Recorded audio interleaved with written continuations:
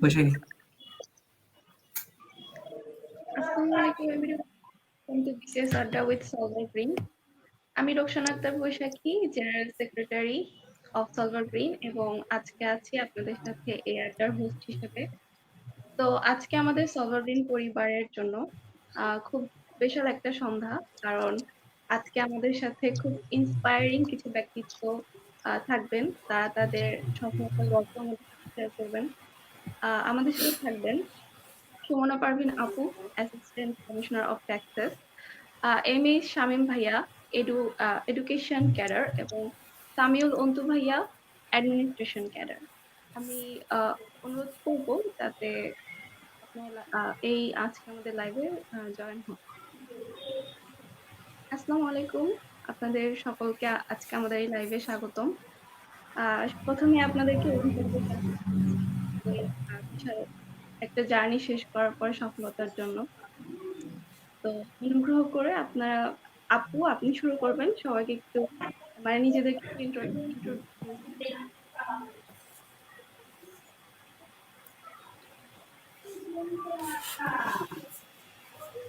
Hello, আসসালামু আলাইকুম আপু, আপনি শুরু করেন। আপু, আপনি একটা ইন্ট্রোডাকশন দিয়ে শুরু করেন আজকে আমাদের আড্ডা। হ্যালো, আসসালামু আলাইকুম। জি, আমি সুমনা পারভিন, পাবনা বিজ্ঞান ও প্রযুক্তি বিশ্ববিদ্যালয় ট্রিপলি 5th ব্যাচের ছিলাম আমি। আমার ছিল রেজিস্ট্রেশন নাম্বার ছিল 130252। আমি এখন বর্তমানে আমি 40তম বিসিএস নন ক্যাডার থেকে বস্ত্র অধিদপ্তরের সহকারী পরিচালক প্রশাসন হিসেবে কর্মরত আছি। আর 45তম বিসিএস এর অ্যাডমিন ক্যাডারে সদ্য সুপারিশ প্রাপ্ত হয়েছে।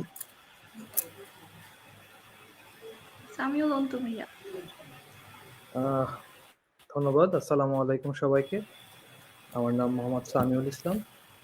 আমি পাবনা বিজ্ঞান ও প্রযুক্তি বিশ্ববিদ্যালয়ের ইনফরমেশন অ্যান্ড কমিউনিকেশন ইঞ্জিনিয়ারিং ডিপার্টমেন্টের একজন স্টুডেন্ট ছিলাম। আমি আইসি 4th ব্যাচ এবং ইউনিভার্সিটির 6th ব্যাচের একজন স্টুডেন্ট। আমি গ্র্যাজুয়েশনের পরে আমি health tech company, multinational organics Bangladesh, এই কোম্পানিতে আমি ডকুমেন্টেশন স্পেশালিস্ট হিসেবে কাজ করেছি। এরপর 41তম বিসিএস থেকে আমি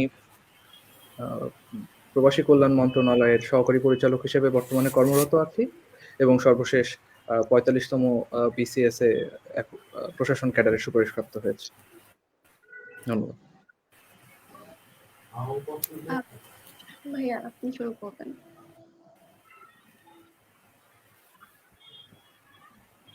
Bismillahirrahmanirrahim. It's a privilege. I believe surely it's a privilege to be here today with some beautiful and fresh minds in such a career warming event organized by Solver Green. Probably I had never been such a fluent public speaker in an event like this. নাম দিয়ে শুরু করি। আমার নাম হচ্ছে মেহেদী হাসান শামীম। আমি পাবনা বিজ্ঞান ও প্রযুক্তি বিশ্ববিদ্যালয়ের কম্পিউটার সায়েন্স ইঞ্জিনিয়ারিং বিভাগের 5th ব্যাচের একজন স্টুডেন্ট ছিলাম। আমার রেজিস্ট্রেশন নাম্বার 130150। বর্তমানে আমি 41তম বিসিএস থেকে কারিগরি শিক্ষা অধিদপ্তরে একজন ইনস্ট্রাক্টর অফ কম্পিউটার হিসেবে কর্মরত আছি। এর আগে আমি জনতা ব্যাংকে কর্মরত ছিলাম, এবং এর পাশাপাশি আমি একজন অ্যাসিস্ট্যান্ট প্রোগ্রামার জেলা প্রশাসক এবং বিভাগীয় কার্যালয়ে সুপারিশপ্রাপ্ত, এবং বর্তমানে আমি খুবই সম্প্রতি 45তম বিসিএস থেকে বিসিএস শিক্ষা ক্যাডার, আইসিটি ক্যাডারে, to be more specific ICT ক্যাডারে সুপারিশপ্রাপ্ত। আপনাদের সকলকে অভিনন্দন আর অনেক অনেক ধন্যবাদ আজকে আমাদের এই সন্ধ্যায় আমাদের সাথে অংশগ্রহণ করার জন্য। তো আমরা আর লেট না করে আমাদের মূল পর্ব যেটা সেটা শুরু করতে যাচ্ছি। তো বেসিক্যালি আমি যেটা জিজ্ঞেস করবো, বা আমাদের সবারই একটা ইচ্ছা যে আপনাদের স্টার্টিং জার্নি বা শুরু থেকে কিভাবে শুরু করেছিলেন। যেহেতু আপু লেডিস ফার্স্ট, আপনি আগে শুরু করবেন, আপনার জার্নিটা থেকেই শুরু করা যাক। আপনি আগে বলেন। আচ্ছা, থ্যাংক ইউ। আমি আসলে যখন পাবনা বিজ্ঞান ও প্রযুক্তি বিশ্ববিদ্যালয়ে ভর্তি হই, তো তারপরে আমার তো প্রথম থেকে টার্গেট ছিল যে আমি ট্রিপলি রিলেটেড জবেই ঢুকবো। যেহেতু আমার ইঞ্জিনিয়ারিং পড়াটা খুব ভালো লাগতো তখন থেকে, আমি এটাকে এনজয় করতাম খুব। তারপরে আস্তে আস্তে চিন্তা ভাবনা করলাম যে হ্যাঁ এখন থেকে আমি জবের প্রিপারেশন শুরু করি। তারপরে যখন আমি হচ্ছে আমার বড় ভাইদের সিনিয়র আপুদের কাছ থেকে শুনলাম যে জব ফিল্ড সম্পর্কে, তখন আমার মনে হলো যে এই ট্রিপলি জব ফিল্ডে আমার জন্য একটু কঠিন হবে, কারণ আমি হচ্ছে ফার্স্ট ইয়ার ফার্স্ট সেমিস্টারেই হচ্ছে বিয়ে হয়ে যায়, এবং ফ্যামিলিকে সময় দেওয়া থেকে শুরু করে সবকিছু চিন্তা করে ভাবলাম যে আমার একটা সরকারি জবে ঢুকতে হবে, যেখানে আমার মানে দেখা যাবে যে ক্যারিয়ারের ক্ষেত্রে সংসারটা মেনটেন করতে সুবিধা হয়। তো এইটা চিন্তা করে আমি ভাবলাম যে আমি বিসিএস এর প্রিপারেশন নিই। তারপরে ফার্স্টে আমি সেকেন্ড ইয়ার থেকেই বিজ্ঞান ও প্রযুক্তিতে পড়ার সময় সেকেন্ড ইয়ার থেকে আমি হচ্ছে বিসিএস এর জন্য টুকটাক পড়াশোনা দেখতে থাকি, যে কোর্স সম্পর্কে আইডিয়া পাওয়ার জন্য, সিলেবাস সম্পর্কে ধারণা নেওয়ার জন্য।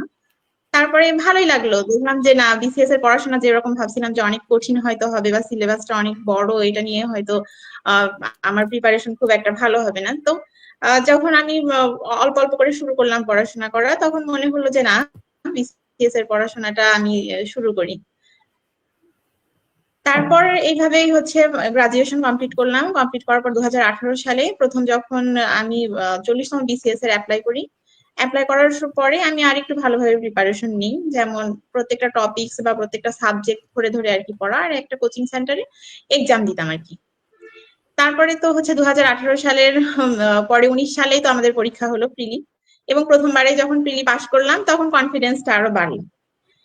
এবং 2019 সালের মেয়ের হচ্ছে 3 তারিখে আমরা প্রিলিমিনারি পরীক্ষা দিলাম, আর মে মাসের 15 তারিখে আমার প্রথম বেবি, আমার মেয়ে, ওর জন্ম হলো।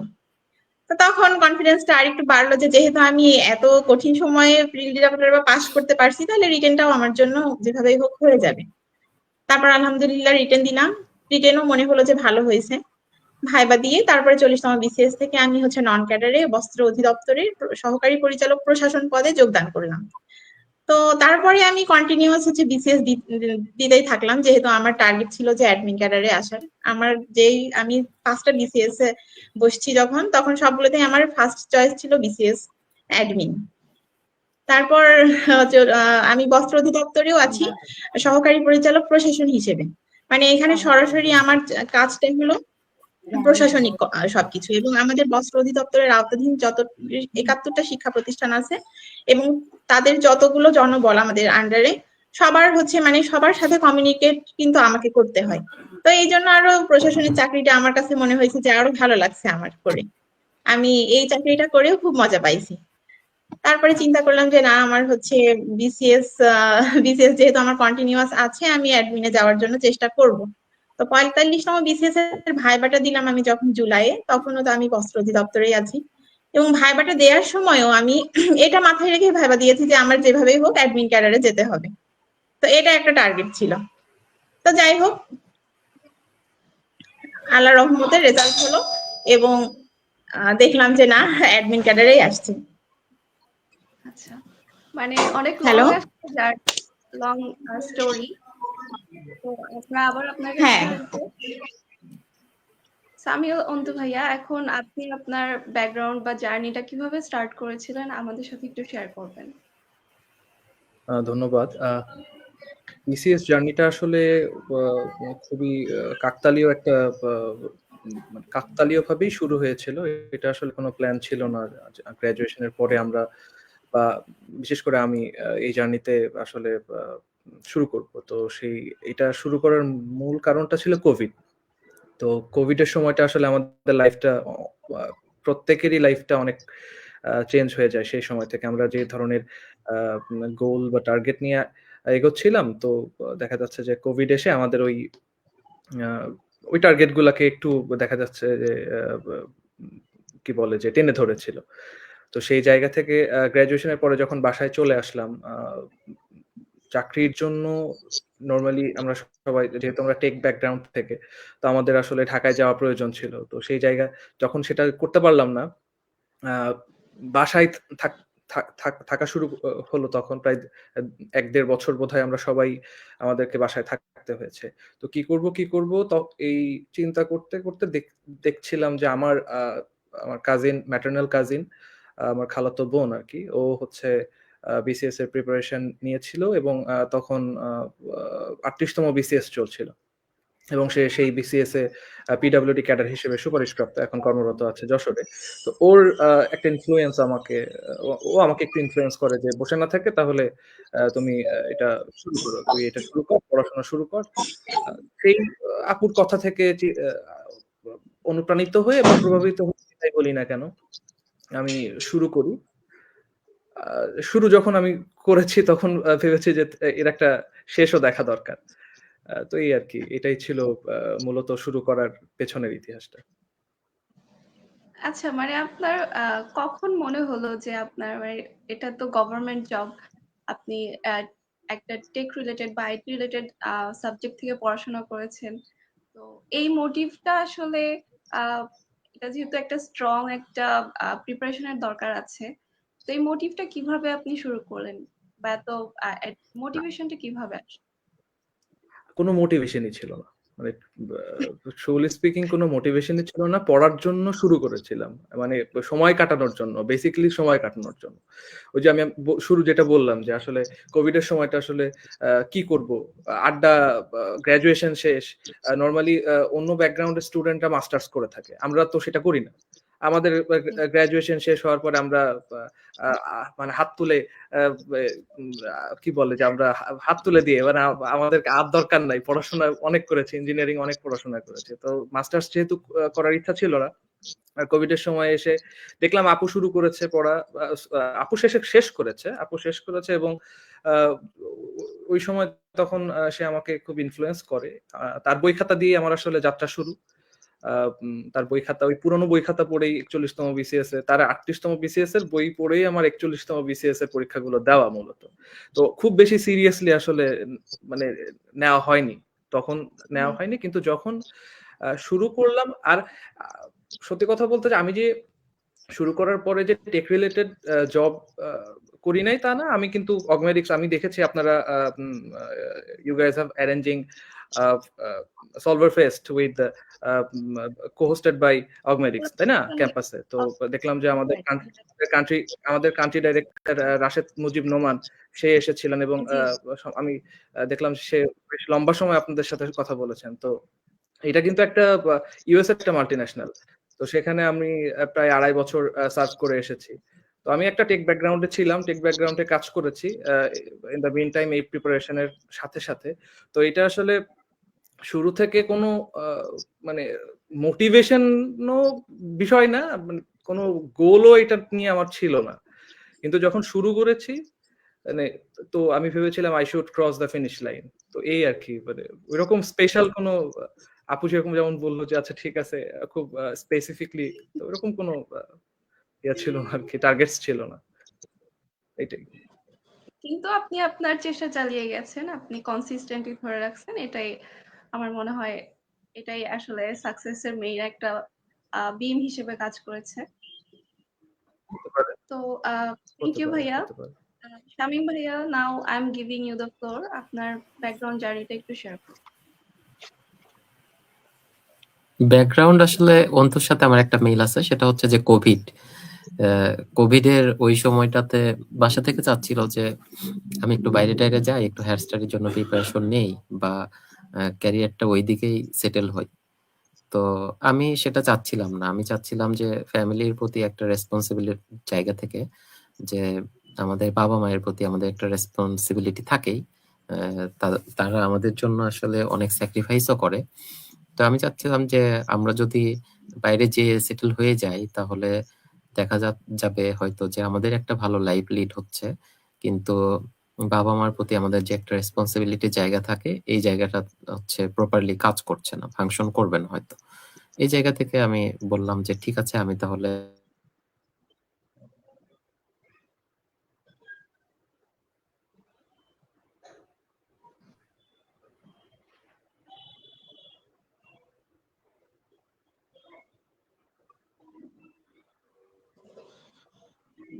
হ্যালো ভাইয়া, আপনি কি আছেন? আপনার কথা মেবি অডিবল না।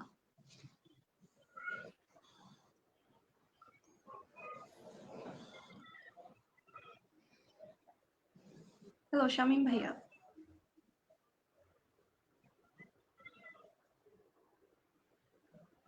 আচ্ছা, আমরা 1 মিনিট সময় নিচ্ছি। মেবি ভাইয়া নেটওয়ার্কের ইস্যু হতে পারে। হতে পারে।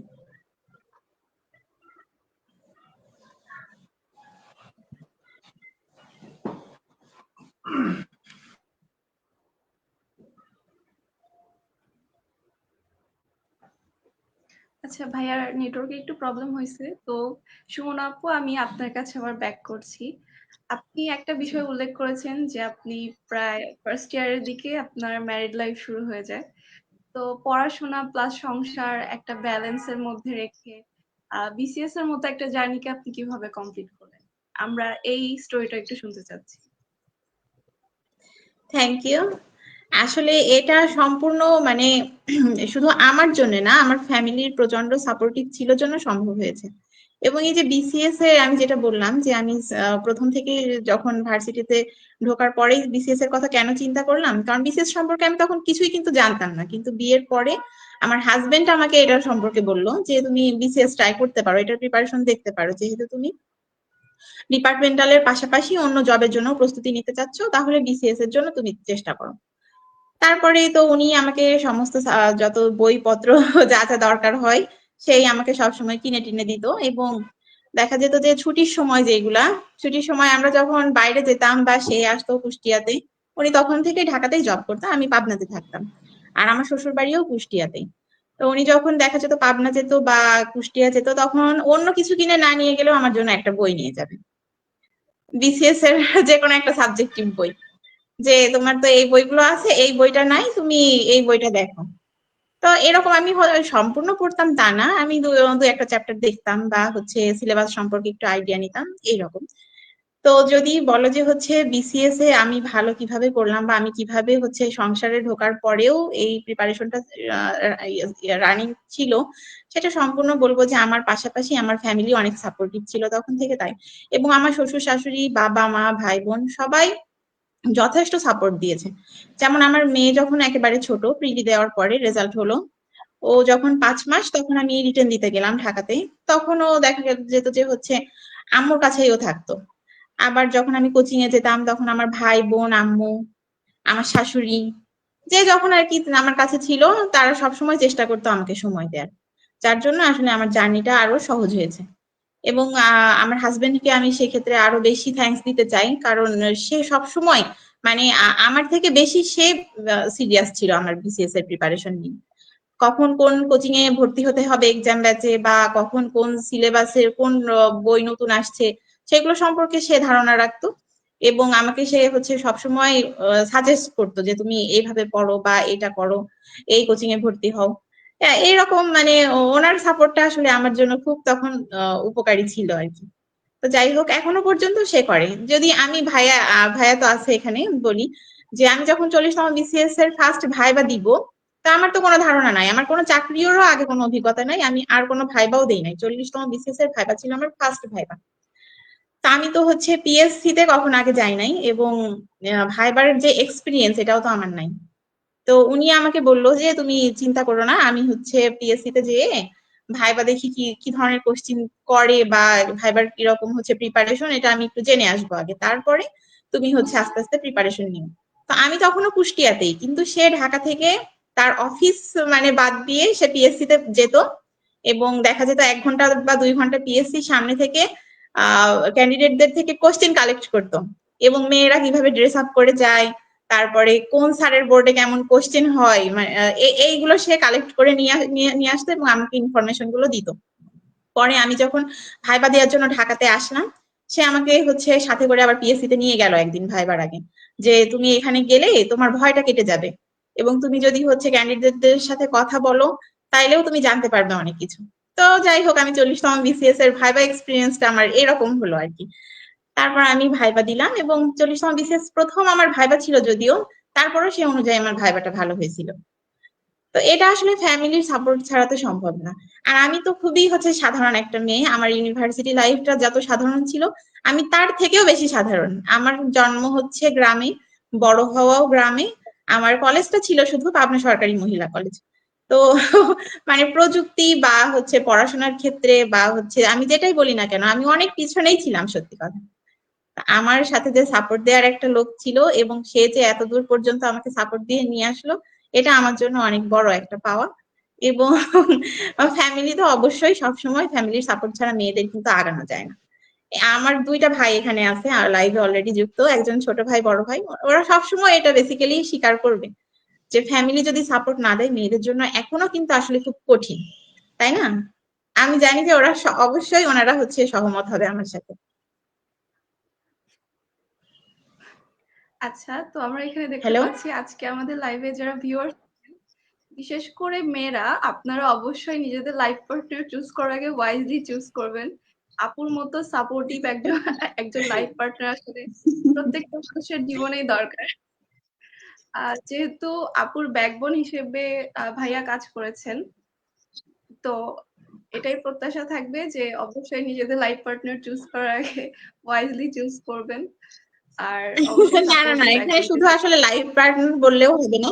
এখানে যদি হচ্ছে যে চাকরি প্রার্থী তার যদি ইচ্ছা না থাকে, বিশেষ করে আমরা মেয়েরা যারা বিয়ের পরে চিন্তা করি যে না যা হয়েছে হয়েছে, বিয়ে শাদী হয়ে গেছে, এখন আর পড়াশোনার এত সিরিয়াসলি কিছু নেওয়ার বিষয় নাই, তাইলে কিন্তু লাইফ পার্টনার বা ফ্যামিলি যতই সাপোর্টিভ হোক কোনো কাজ হবে না। হ্যাঁ, আমি যেমন আমি সাপোর্ট পেয়েছি, আমি সবসময় চেষ্টা করেছি যে আমার 100% ইফোর্টটা দেওয়ার। আমি যখন দেখেছি যে না, আমার পেছনে যেহেতু তারা কাজ করছে এবং তারা চাচ্ছে, আমার ফ্যামিলি চাচ্ছে যে আমি ভালো কিছু একটা করি, তখন আমার ইন্সপিরেশন কিন্তু আরো বেড়েছে। হ্যাঁ, তখন আমি চিন্তা করেছি না, আমাকে আরো পরিশ্রম করতে হবে এবং আমাকে একটা জায়গায় আমার নিজের একটা পজিশন আমাকে তৈরি করতে হবে। তো আমি সবাইকেই বলবো, এটা ছেলে বা মেয়ে সেটা বড় কথা না, সবাইকেই বলবো যে হচ্ছে তুমি যেটাই করো সেটা মন দিয়ে করো, বা এবং তোমার একটা গোল রাখো, গোল ফিক্সড করো যে আমি এই জায়গাটাই যেতে চাই। তাইলে অবশ্যই সেখানে যদি নাও যাওয়া যায়, কাছাকাছি একটা জায়গায় কিন্তু অবশ্যই যাওয়া যায়। এটাই। আচ্ছা, ধন্যবাদ আপু আপনার এই পার্সোনাল স্টোরিটাও শেয়ার করার জন্য। তো আমরা আবার শামীম ভাইয়ের কাছে ব্যাক যাচ্ছি, ভাইয়ার একটু নেটওয়ার্ক ইস্যু হয়েছিল। তো আমরা ভাইয়ার গ্রাউন্ড স্টোরিতে ছিলাম। তো ভাইয়া প্লিজ আপনি আবার একটু কন্টিনিউ করুন। আচ্ছা, ইন্টারাপ্ট হওয়ার জন্য আই এম এক্সট্রিমলি সরি, মানে নেটওয়ার্ক ইস্যু ছিল হয়তো। যেটা বলছিলাম যে কোভিড ইস্যুটা ছিল যে মেইনলি আমার ট্র্যাকটা চেঞ্জ করার পিছনে একটা বড় রিজন। এবং আমি ওই সময় আব্বু আম্মু চাচ্ছিলেন যে আমি হায়ার স্টাডির জন্য বাইরে যাই, কিন্তু আসলে বাবা মার প্রতি একটা রেসপন্সিবিলিটি বা ওই দায়বদ্ধতার জায়গা থেকে আসলে ওই ট্র্যাকটা চয়েস করা হয়নি। তখন ভেবেছিলাম যে ফার্স্ট টাইম একটা বিসিএস ট্রাই করি, যদি একটা কিছু হয় হবে, নাহলে আমি আবার যে কোনো একটা ট্র্যাকে ফেরত যাব। পরবর্তীতে সেটা আসলে বিসিএস এর লুপে পড়ে মানে বের হওয়া হয়নি এই লুপ থেকে আর কি। মানে আমি মেইনলি 41 থেকে শুরু করেছিলাম, তারপরে এই তো চলছেই এরকম। আচ্ছা, মানে আপনার কি মনে হয় আপনার টার্নিং পয়েন্টটা কখন ছিল আপনার একাডেমিক লাইফ থেকে, যে আপনার মনে হয়েছে যে না আমাকে গভর্নমেন্ট জবে যেতে হবে, এরকম একটা আগ্রহ বা ইচ্ছা কখন বা কোন পয়েন্ট থেকে আপনার মধ্যে এসেছে যদি শেয়ার করেন? টু বি ভেরি স্পেসিফিক, সেটা হচ্ছে আমার কখনো এরকম পার্টিকুলার কোনো ইচ্ছা ছিল না। অল্প স্বল্প কোডিং টোডিং করতাম। আর ভার্সিটিতে থাকার সময় আমার আরেকটা ফ্রেন্ডের কথা না বললেই না, ও হচ্ছে Sabbir, currently he is in Denmark. তো সে হচ্ছে পাস ডিএস এর ফাউন্ডার, চেনে অনেকেই, বেশ ক্যাম্পাসে বেশ পরিচিত মুখ। হঠাৎ করে একদিন সে কোথায় থেকে যেন ডিবেট করে এসে আমাকে খুব করলো, মোটিভেট করলো যে হোয়াই নট ট্রাই বিসিএস। আমি তখন বিসিএস সম্পর্কে কিছুই জানতাম না। সে আমাকে জোর করে ধরে নিয়ে গেল, যে লাইব্রেরিতে যে 2-3টা বই টই কিনে দিল, অ্যাসিওরেন্স, তারপরে আরো কি কি জানি। মানে আমি তখন নামটাও জানতাম না, যে অ্যাসিওরেন্স নামটা শুনে আমার কাছে অনেক কঠিন লাগতো, যে কোশ্চেন ব্যাংক ছিল। পরে কিনে নিয়ে এসে তো বেশ কিছুদিন রেখে দিলাম। তারপরে তো গ্রাজুয়েশন শেষ করার পরে তখন আসলে আলটিমেটলি একটা দায়িত্ববোধের জায়গা চলেই আসে, যে কিছু না কিছু তো একটা করতেই হবে। পড়াশোনার প্রতি আমি যে খুব ডেডিকেশন ছিলাম ওরকমও না, একটু ফাঁকি টাকি দিয়েই চলতাম। তো পড়াশোনা থেকে ফাঁকি দেওয়ার জন্য অনেকটা বলা যায় যে হায়ার স্টাডি না করে একটা বিসিএস এ ট্রাই করে দেখি কেমন হয়। তো এইটা যার আসলে অপশন ছিল না।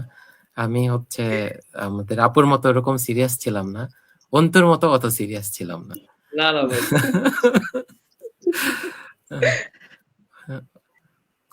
অন্তু তো বেশ হচ্ছে জলি মাইন্ডেড একটা ছেলে, ও বেশ এনার্জেটিকও বটে। ওর সাথে আমার 44 এর সময় না অন্তু, নাকি হ্যাঁ 45 এর সময়, মানে ওর সাথে হ্যাঁ, ওই এক দুই ওই দিন গল্প আমরা ভাইবার ওইটা আমরা পরে বলি, ওইটা পরেই বলি ওইটা।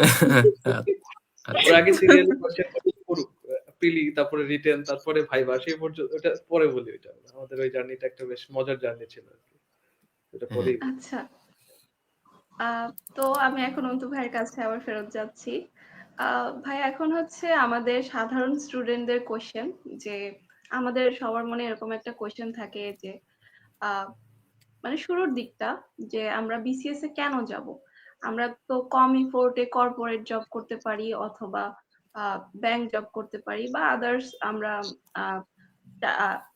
আদার কান্ট্রিতে গিয়ে স্টাডি করতে পারি। তো সেক্ষেত্রে আমরা প্রায়োরিটাইজ বিসিএস কে কেন দিব, মানে আমরা বিসিএস কে কেন প্রায়োরিটাইজ করব, এই বিষয়টাকে এই বিষয়টার উপর যদি একটু আলোকপাত করতেন। আচ্ছা, বিসিএস এ প্রায়োরিটাইজ করতে হবে এরকম কোনো কথা নাই। এটা আসলে এটা একটা আল্লাহ তাআলা রিজিক লিখে রেখেছেন সবাইকে। তো এটা একটা রিটেন ডকুমেন্টেড একটা স্ক্রিপ্টেড একটা জিনিস। তো ওইটা আসলে ওইটা নিয়ে এত মানে বিসিএস এই আসতে হবে এরকম কোনো কথা নাই।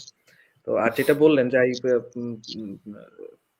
Firmly disagree with your question, যে ব্যাংকে যাওয়া বা অন্য কোনো সেক্টরে যাওয়া is much more easier than BCS, এটা আসলে ঠিক না। তো আমার ইনফ্যাক্ট আমার কাছে মনে হয়েছে অন্য সেক্টরের চাইতে মনে হয় এইখানেই কিছু একটা করার একটু মাচ মোর ইজিয়ার।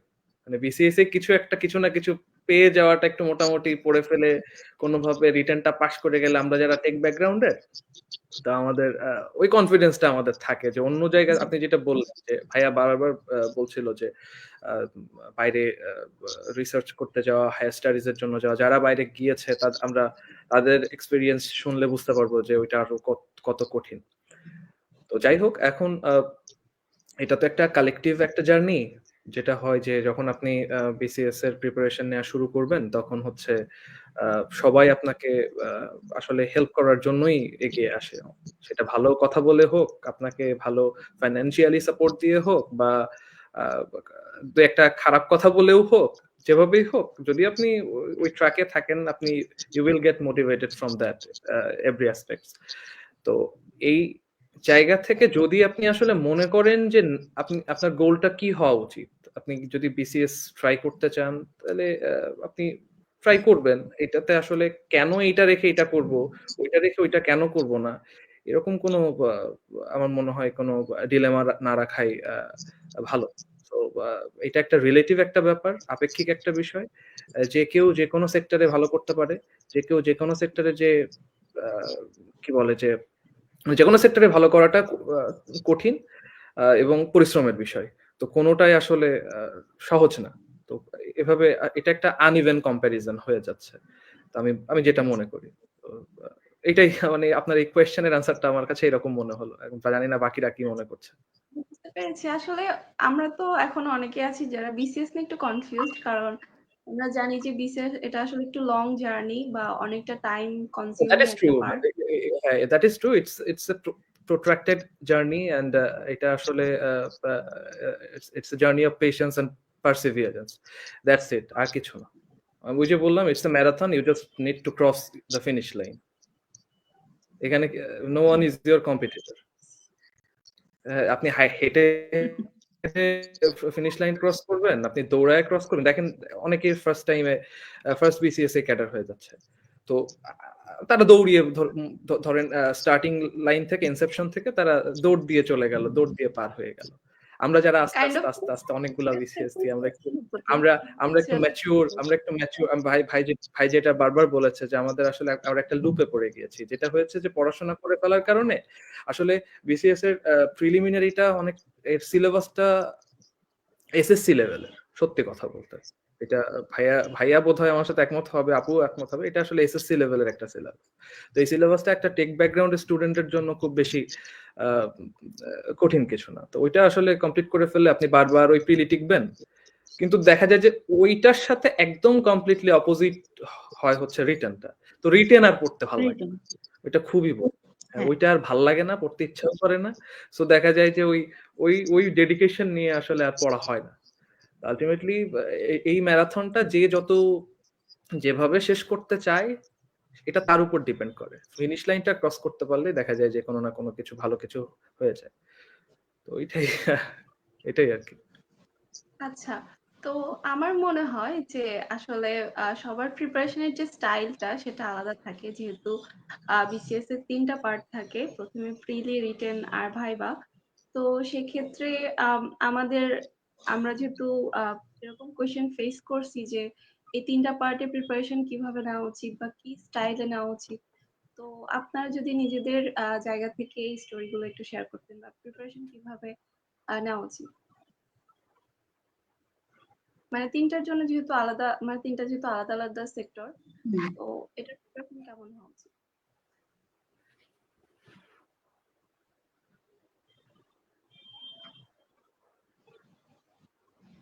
কে বলবে, মানে একজনকে মেনশন করুন, মানে আপু বলবে নাকি ভাইয়া বলবে? তো প্লিজ লেডিস ফার্স্ট। হ্যাঁ, এটা মেনশন করে দিই আমি। জি জি। আচ্ছা, ঠিক আছে, আমি শুরু করি। প্রিলি প্রিপারেশনটা আসলে আমার কাছে মনে হয়েছে, যেটা প্রিলি প্রিপারেশনে আমরা ভাবি যে অনেক বড় সিলেবাস, অনেক কিছু পড়াশোনা, আসলে আলটিমেটলি কিন্তু তা না। প্রিলি প্রিপারেশনটা যদি গুছিয়ে প্রিপারেশন নেওয়া যায় তাহলে কিন্তু এটা অনেক কম পড়েই হচ্ছে প্রিলি পাস করা যায়, আমি যেটা দেখছি আমার নিজের এক্সপিরিয়েন্স যেটা। কিন্তু পড়ার ক্ষেত্রে এখানে টেকনিক্যাল হতে হবে।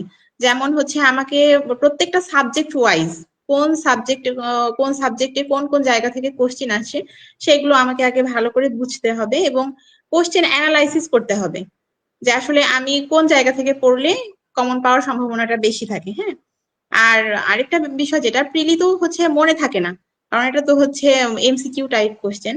তো মনে থাকার ক্ষেত্রে যদি আমরা গল্পের মতো করে সাজাই, বা যেমন বাংলার ক্ষেত্রে যদি বলি যে উপন্যাসের চরিত্রগুলো বা উপন্যাসের হচ্ছে মূল ভাব থিম গুলো, যেটা এটা যদি আমি উপন্যাসটা পড়ি বা কারো কাছ থেকে গল্পের মাধ্যমে শুনি, তাইলে কিন্তু ওই উপন্যাসটার সম্পর্কে আমার কখনো আর ভুল হবে না।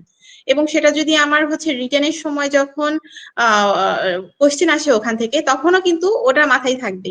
যেমন আমার প্রি প্রিপারেশনের সময় আমি যখন হচ্ছে ঢাকাতে কোচিং করি, তো আমার বাংলাতে যিনি ক্লাস নিতেন আর কি, উনি ঢাকা ইউনিভার্সিটির ছাত্র ছিলেন। ওনার একটা পড়ানোর ধরন ছিল কেমন, সে প্রতিদিন ক্লাসে এসে যে কোনো একটা বা দুটা উপন্যাস সম্পর্কে খুব সুন্দর করে গল্প শোনাতো আমাদের, এবং প্রত্যেকটা চরিত্র নিয়ে সে এত সুন্দরভাবে গল্প বলতো, তখন ওইটা কিন্তু আমার এখনো মনে আছে, সেই 2018 সালের ঘটনা। ওই উপন্যাসগুলোর কি কি চরিত্র, কি কাহিনী, ওগুলো আমি কখনো কিন্তু ভুলি নাই। এবং রাইটার কে, পাশাপাশি সেই রাইটার যে রাইটারের আরো আরো বই এবং তার জীবনী সম্পর্কে, রাইটারের জীবনী সম্পর্কেও কিন্তু একটা ধারণা ওই একদিনের ক্লাসে আমার হয়ে গেছে তখন। ওটা মোটামুটি আমার মাথায় আছে, এবং আমি যখনই ওই সাবজেক্টে বাংলাতে যখন ওই রাইটারের সম্পর্কে পড়ি, তখন আবার আমার ওইটা মেমোরিতে চলে আসে। তো পড়ার সিস্টেমটা যদি আমাদের এরকম হয়, মানে যে কোনো টপিকসে, তাহলে দেখা যায় যে ওটা মানে মাথায় থাকতে সহজ হয় আর কি, এবং প্রিপারেশনটাও তখন ভালো হয়, বারবার আর ওটা নিয়ে অত পড়তে হয় না।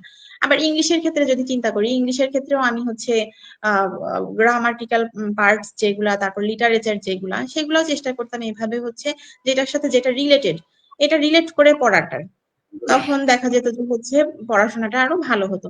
তো প্রিলির ক্ষেত্রে যদি আমি বলি, আমার প্রথম পরামর্শ থাকবে যে প্রত্যেকটা সাবজেক্টের জন্য ভালো একটা, যে কোনো একটা বই ফলো করা। হ্যাঁ, যে কোনো একটা ভালো বই যদি আপনি ফলো করেন, তাহলে আমার মনে হয় যে প্রিলি পাস করা কোনো ব্যাপার না। কিন্তু সেই বইটার এ টু জেড আপনাকে জানতে হবে। এ টু জেড যদি আপনি ভালোভাবে আপনার আয়ত্তে রাখেন, তাহলে আর কোনো হচ্ছে সাধারণ জ্ঞান থেকে শুরু করে বা অন্য কোনো রাইটারের বই বা এই বই সেই বই এত কিছু ফলো করা লাগে না। তো আমি প্রিলি প্রিপারেশনের সময় বরাবরই হচ্ছে আমার সেই 40তম বিসিএস এর যে বইগুলো আমার কেনা, আমি প্রত্যেক প্রিলির সময় শুধু সেইগুলোই পড়ে গেছি। হ্যাঁ, সেইগুলোই আমার হচ্ছে দাগানো আছে, সেগুলোই পড়ে গেছে। এবং যেগুলো আমার মনে হয়েছে পরের বার পড়ার সময়, যেগুলো মনে হয়েছে যে না এটা আমার মাথায় আছে, এটা দরকার নাই, সেটা আমি তখনই ক্রস চিহ্ন দিয়ে কেটে দিয়েছি, পরের বার কিন্তু আমি আর ওটা পড়ি নাই। আবার অনেক জিনিস থাকে, রিপিট থাকে বইয়ে, তখন আমি প্রথমবার পড়ার সময় ওগুলো কেটে কেটে দিয়ে গেছি যে এটা রিপিট আছে, এটা আমি আর পড়বো না। তো আমার সিলেবাসটাকে আমি সংক্ষেপ করে নিয়ে এসেছি তখন। হ্যাঁ, এই জন্য পড়াশোনার হচ্ছে, আর প্রিলির আরেকটা যেটা ব্যাপার সেটা হলো ধৈর্য। মানে অনেক সময় বড় সিলেবাস দেখে অনেকে আগায় না। আমার সাথে আমার যারা ছিল আর কি, আমার ফ্রেন্ড সার্কেলে বা আমার পরিচিত, তারা কিন্তু প্রিলির এই সিলেবাসটাকে অনেক মানে অনেকেই ভয় পেয়ে প্রিপারেশনটা ওইভাবে গুছিয়ে নেয় না। যে কোনো একটা সাবজেক্টে দেখা যায় যে তারা হচ্ছে একটা বই থেকে পড়লো, আরেকটা সাবজেক্ট ওই সাবজেক্টে আবার অন্য বই থেকে আরেকটু অংশ পড়লো। তো ওইখানে প্রিপারেশনে একটা গ্যাপ তৈরি হয়।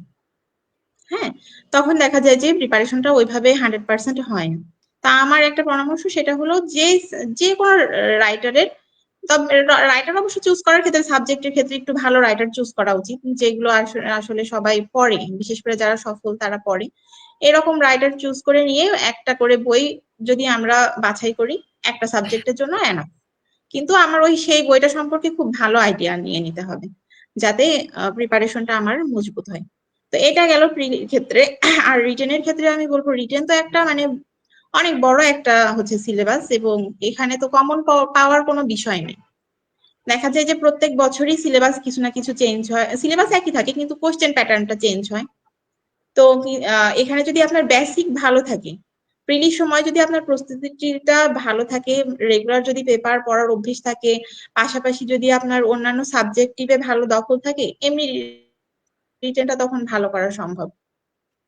আর আরেকটা ব্যাপার যেটা হলো প্র্যাকটিস। প্রিলির পরে যে রিটেনের জন্য সময়টা থাকে, এই সময় প্রচুর প্র্যাকটিস করতে হবে এবং লেখার স্পিডটা খুব বাড়াতে হবে, এবং প্রত্যেকটা সাবজেক্টের যে টপিকস গুলো আছে টপিকস ওয়াইজ যে কি ধরনের কোশ্চেন হয় সেগুলো যদি আমরা একটু চর্চা করি তাহলে এই ক্ষেত্রে রিটেনটা পাস করা সম্ভব। আর আমার একটা প্লাস পয়েন্ট ছিল, সেটা হলো হাতের লেখা, আমার হ্যান্ড রাইটিংটা ভালো ছিল। এটা আমি আমি বলতেছি না, এটা আমার ক্লাসমেট যারা ছিল ইউনিভার্সিটির ওরা খুব প্রশংসা করতো।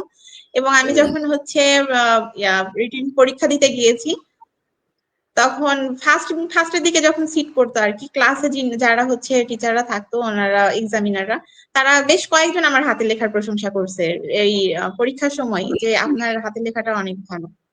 তো হাতের লেখাটা আসলে ফ্যাক্ট না, তারপরও আমি মনে করবো যে আপনি যদি পরিষ্কার ভাবে সুন্দর করে, আপনার লেখাটা ছোট হোক কিন্তু লেখাটা যদি আপনি সুন্দরভাবে প্রেজেন্টেশনটা সুন্দর হয়, তাহলে মার্ক কিন্তু ভ্যারি করে। হ্যাঁ, আমি যখন বিসিএস এর হচ্ছে রিটেনের জন্য এক্সাম ব্যাচে ভর্তি হয়ে যখন পরীক্ষাগুলো দিয়েছি কোচিং সেন্টারে, তখন দেখতাম যে আমার সেম একই ধরনের লেখাই অন্যজনও লিখছে, কিন্তু তার মার্ক কিন্তু কম কম হয়েছে আমার থেকে। কেন? কারণ আমার লেখাটা ছিল স্পষ্ট এবং সহজে আমি সংক্ষেপেই সুন্দরভাবে লেখাটা লিখতাম, পয়েন্ট গুলো সুন্দর করে দিতাম নীল কালি দিয়ে। তারপরে লেখা লেখার ভিতর অপ্রাসঙ্গিক কথা আমি নিয়ে আসতাম না খুব একটা, এবং অতিরঞ্জিত লেখা যেটা বলে, হ্যাঁ, যেমন মানে আগের আগের মানে সময়ের কথা আমি বলতেছি, যে একজন একটা ব্যক্তি বা একটা গভর্নমেন্টকে নিয়েই এত পরিমাণে অতিরঞ্জিত লেখা, এগুলো আসলে লেখার কোয়ালিটিটাকে খারাপ করে সবসময়। হ্যাঁ, আপনাকে কোশ্চিনে যেটা চেয়েছে টু দা পয়েন্ট আপনি সেটা লিখে তার সাথে সাপোর্টিভ আপনি অন্য কিছু অবতারণা করতে পারেন, কিন্তু একটা কোশ্চিনে আপনার কাছে চাইলো যেটা আপনি সেটা না লিখে আদার্স অনেক ডেটা দিয়ে ভরে ফেললেন খাতা, তাহলে কিন্তু ওখানে মার্ক মনে হয় না খুব একটা আসে। এটা আমার পার্সোনাল মতামত। আর ভাইবার কথা তো আমি বললামই, ভাইবা আমি যখন দিয়েছি, আমার 3টা ভাইবা আমি দিয়েছি বিসিএস এ। তো ভাইবার সময় আমি সবসময় গুরুত্ব দিয়েছি আমার ডিপার্টমেন্টাল ডিপার্টমেন্টাল কোশ্চেনে যেন আমাকে হচ্ছে আটকাতে না পারে। তো আমার 40-এর সময় এবং 45 বিসিএস এর সময় আমার ডিপার্টমেন্টাল খুবই ভালো হয়েছে, কারণ আমি খুব ভালো ধারণা নিয়ে গেছি তখন যাওয়ার আগে। কিন্তু 43-এর সময় আমি ডিপার্টমেন্টাল, যিনি হচ্ছে ঢাকা ইউনিভার্সিটির এক্সামিনার ছিলেন ওখানে, তিনি ডিপার্টমেন্টাল আমাকে এমন ক্রিটিক্যাল কিছু কোশ্চেন জিজ্ঞেস করছিল, আমি তো তখন আর ওটা উত্তর দিতে পারিনি অনেকে। আমি মনে করি যে ডিপার্টমেন্টালটা স্ট্রং থাকতে হবে আগে, পাশাপাশি আপনার হচ্ছে পেপার পড়ার যদি অভ্যাস থাকে, সাম্প্রতিক বিষয়গুলো কিন্তু বেশ হচ্ছে ভাইবা বোর্ডে জিজ্ঞেস করে, হ্যাঁ, সাম্প্রতিক বিষয়গুলো সম্পর্কে ভালো ধারণা যদি নিয়ে যাওয়া যায়, তাহলে এমনিই কনফিডেন্স বাড়ে তখন। আর সবসময় আমার মনে হয়েছে যে ভাইবা বোর্ডে আপনার হচ্ছে আহ স্ট্রেট মানে সৎ থাকতে হবে, আপনি যেটাই বলেন না কেন সেটা মানে নিজের সম্পর্কে হোক বা হচ্ছে নিজের ক্যারিয়ার সম্পর্কে হোক, সঠিক সত্য কথাটা বলা উচিত। অনেকে হচ্ছে বলে যে হচ্ছে, যদি বলা হয় যে আপনি কেন এই ক্যাডারে আসতে চান, তখন সে প্রথমেই শুরু করে যে দেশের মঙ্গলের জন্য বা হ্যাঁ হেন তেন হাবিজাবি। তো আমার মনে হয় এগুলো না বলে আপনি যদি স্ট্রেট ফরওয়ার্ড সুন্দর করে নিজে কেন চাচ্ছি আমি সেটা যদি বলি, এবং আমার পারিপার্শ্বিক অবস্থার ভিত্তিতে কেন এটা প্রয়োজন সেটা যদি বলি, তাহলেই বোর্ড বেশি খুশি হয়। যেমন আমি 45-এর ভাইবা অভিজ্ঞতা যদি শেয়ার করি এখন, যে হচ্ছে আমার 45তম বিসিএস এ যখন জিজ্ঞেস করেছে যে আপনি তো এখন একটা জবে আছেন, তারপরও কেন হচ্ছে আবার কেন এই বিসিএস এ ভাইবা দেওয়া। তো তখন আমি বলেছিলাম যে আমার তো এটা নন ক্যাডার জব এবং এখানে আমার প্রমোশনের স্কোপ খুবই কম। আর যেহেতু আমি বিসিএস হচ্ছে দিচ্ছি এবং আমার প্রথম থেকেই টার্গেট হচ্ছে অ্যাডমিন ক্যাডারে যাওয়া। আমার এখন যেহেতু আমার সুযোগও এসেছে, আমি 45তম বিসিএস এ প্রিলি রিটেন পাস করেছি, সুতরাং আমি তো অবশ্যই চাইবো যে আমি আর যেভাবেই হোক অ্যাডমিন ক্যাডারটা আমার জন্য হচ্ছে মানে অ্যাডমিন ক্যাডারে আসতে পারি সেই প্রচেষ্টাটা করা। তো আমি যখন সুযোগ আল্লাহ পাক আমাকে দিয়েছে, আমি কেন হচ্ছে চেষ্টা করব না। এটা ছিল আমার হচ্ছে উত্তর। এবং আমার বোর্ডে যিনি হচ্ছে চেয়ারম্যান ছিলেন, তিনি প্রথম থেকেই আমার সবগুলো অ্যান্সারেই মানে খুব মনে হলো যে উনি হ্যাঁ খুশি হচ্ছেন। তো এটা আমার প্রথম থেকে একটা ভালো মানে ভাইবা দেওয়ার জন্য ইন্সপিরেশন ছিল। এবং তিনি আমাকে আরেকটা কোশ্চেন করেছিলেন যে আপনাকে যদি হচ্ছে পুলিশ ক্যাডারে দেওয়া হয় তাহলে সেক্ষেত্রে কি আপনার কোনো সমস্যা আছে? আমি বলেছিলাম আসলে পুলিশ ক্যাডারে দিলে আমার তো হচ্ছে আমি সবসময় পর্দা করার চেষ্টা করি, পর্দা মেনটেন করার, অবশ্যই আমার জন্য একটু টাফ হবে। হ্যাঁ, আর টাফ হবে তো হচ্ছে আমার তো অ্যাডমিনই ফার্স্ট চয়েস। এ কথা আমি ওনাকে সরাসরি বলি যে আমার তো ফার্স্ট চয়েস অ্যাডমিন। তখন উনি আমাকে বলে তাহলে আপনি পুলিশ ক্যাডারটা না দিতে পারতেন বা হচ্ছে চয়েসে ওটা শেষে রাখতে পারতেন। আমি বললাম যে স্যার এটা তো আমি যখন ফর্ম পূরণ করছিলাম তখন হচ্ছে আহ প্রত্যেকটা ক্যাডারের ওই যে সিট সংখ্যা অনুযায়ী আমি ওইভাবেই তখন করছিলাম। তো এখন যদিও হচ্ছে এবার 45-এ তো আমাদের ইয়ে চেঞ্জ করার সুযোগ ছিল, যে ক্যাডার চয়েস চেঞ্জ করার সুযোগ ছিল, আমি তারপরও করিনি, যে ওভাবেই ছিল। তখন উনি আমাকে বললেন যে যদি আপনার পুলিশ ক্যাডারেই হয় তাহলে কি আপনার সেক্ষেত্রে কোনো সমস্যা হবে? আমি বললাম যে স্যার আল্লাহ পাক রিজিকে যেখানে লিখে রাখছে আমাকে আল্লাহ যেখানে সুযোগ দিবে তৌফিক দিবে কাজ করার, আমি চেষ্টা করব সেখানে করার, এছাড়া তো আর কিছু বলার নেই। তো দেখলাম যে উনি হ্যাঁ আমার কথাটা শুনে উনি খুশি হলেন আর কি। তো এইরকম আর কি যে আপনি যদি ভাইবা বোর্ডে যে নিজের মানে নিজের কথা না বলে ও সকলে যেটা বলে বা অন্য কোনো কথা বলে ভাইবা বোর্ডকে ইমপ্রেস করার চেষ্টা করেন, তাহলে আমার মনে হয় না যে ওখানে যারা থাকে তারা তো সবাই খুবই অভিজ্ঞ ভাইবা নিয়ে, তারা মনে হয় না খুশি হবে। আপনি নিজে যেটা চান, নিজে আসলে কি যেটা সেটাই ওনাদের কাছে এক্সপ্রেস করেন, এটা মনে হয় বেটার। হ্যাঁ, আমি তো অনেক কিছু বললাম, এবার হচ্ছে আমার দুইজন ভাইয়া আছে, বলুক। জি, আমি এখন শামীম ভাইয়ের কাছে যেতে চাচ্ছি। তো ভাইয়া আপনি হচ্ছে এই বিষয়টা একটু বলবেন এবং আমরা ক্যাডার যে চয়েস, যে আপু একটা বিষয় উল্লেখ করলো যে ক্যাডার চয়েসটা, তো আমরা এই চয়েসটাকে কিভাবে এই চয়েসটা কিভাবে করব, এটা যদি আপনি একটু বিস্তারিত বলতেন। আচ্ছা, cadre choice depends on personal preference. যে আসলে যে ক্যাডারে যেতে চায় এটা নিজের মতো করে ইচ্ছা মতো দিতে পারে। তবে সাধারণত বেশিরভাগ ক্ষেত্রে অ্যাডমিন চয়েসটাকে অনেকে প্রথমের দিকে রাখে বা অগ্রাধিকার দেয়। তবে নিজের মতো ইচ্ছা করলে কেউ চাইলে প্রথমে ট্যাক্স, অডিট, কাস্টমস বা আদার্স যেই ক্যাডারগুলো আছে এগুলো নিজেদের পছন্দ মতো দিতে পারে, এটা সমস্যা নেই। আচ্ছা, আমি আমি 1 মিনিট ভাই, আমি একটু কথা বলি। হ্যাঁ, আমি কিছুক্ষণ পরে জয়েন করছি। হ্যাঁ, আমি একটু সময় নিচ্ছি, আমি একটু পরে জয়েন করছি। ঠিক আছে, থ্যাংক ইউ। জি আপু।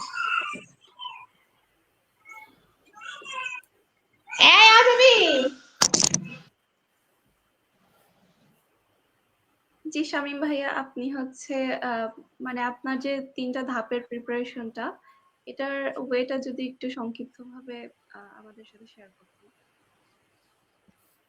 ওকে, আচ্ছা, আমরা সবাই মোটামুটি জানি যে প্রিলিমিনারিটা হচ্ছে 200 মার্কসের একটা এক্সাম, একদিনেই হয়। এর জন্য মোটামুটি একটা ডিরেকশন বা গাইডলাইন আমাদের আপু বলেছে যে মোটামুটি কিছু বই আর সাথে একটু রেগুলার নিউজ পেপার পড়ে মোটামুটি নিজেকে আপডেট রাখলেই চলে। আর রিটেনটা মোটামুটি অ্যাপ্রক্সিমেটলি 900 মার্কস, কখনো কখনো একটু কম বেশি হয়। মানে যাদের সাবজেক্টিভ থাকে তাদের হয়তো আরো 100-200 মার্কসের বেশি রিটেনে বসতে হয়। আর এরপরে তো থাকে ভাইবার জন্য আলাদা করে আবার প্রিপারেশন নিতে হয়। তো এই ক্ষেত্রে দেখা যায় যে সবচেয়ে টাফ একটা প্রিপারেশন হচ্ছে রিটেনের সময়, এবং রিটেনে যে যত বেশি মার্কস পাবে তার ক্যাডার হওয়ার দিকে সে তত বেশি এগিয়ে থাকবে। এই ক্ষেত্রে প্রিলিমিনারির মার্কসটা তো আসলে ফাইনাল রেজাল্টের সময় কাউন্ট হচ্ছে না, এটা জাস্ট পাস নাকি ফেল এরকম। সেক্ষেত্রে রিটেনটাতে আমার মনে হয় যে বেশি ফোকাস করা উচিত। তবে একটা কথা আমি বলবো যে বই কেনার সময় খুবই সতর্ক হয়ে বইটই কিনলে ভালো হবে। আমি অনেক সময় প্রথম দিকে যে ভুলটা করতাম যে বইটাই ভালো লাগতো এটাই কিনে নিতাম।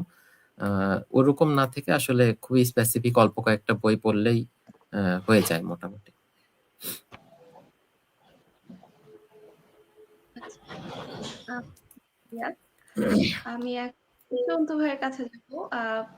ভাই, আপনার জন্য একটু স্পেসিফিক একটা কোয়েশ্চেনই করি যে আমরা আসলে অনেকেই আছি যারা বিভিন্ন ডিপার্টমেন্ট থেকে আছি, তার মধ্যে সায়েন্স ব্যাকগ্রাউন্ড আছে, আর্টস ব্যাকগ্রাউন্ড আছে, বিবিএ আছে। আহ, মানে সেই ব্যাকগ্রাউন্ড গুলো যদি আমরা চিন্তা করে থাকি তাহলে যেরকম আমি একজন ইংলিশ ব্যাকগ্রাউন্ডের স্টুডেন্ট, তো এটা আমার পার্সোনাল কোয়েশ্চেনও বলতে পারেন যে বিসিএস এর স্পোকেন ইংলিশ বা হচ্ছে ইংলিশের যে স্পিকিংটা, এটা কিভাবে ম্যাটার করে, বা এটার কার্যকারিতা কতটুকু, বা আমরা কিভাবে এটাকে আরো আহ, মানে অনুধাবন করতে পারি, বা এই বিষয়টা যদি একটু বলতেন।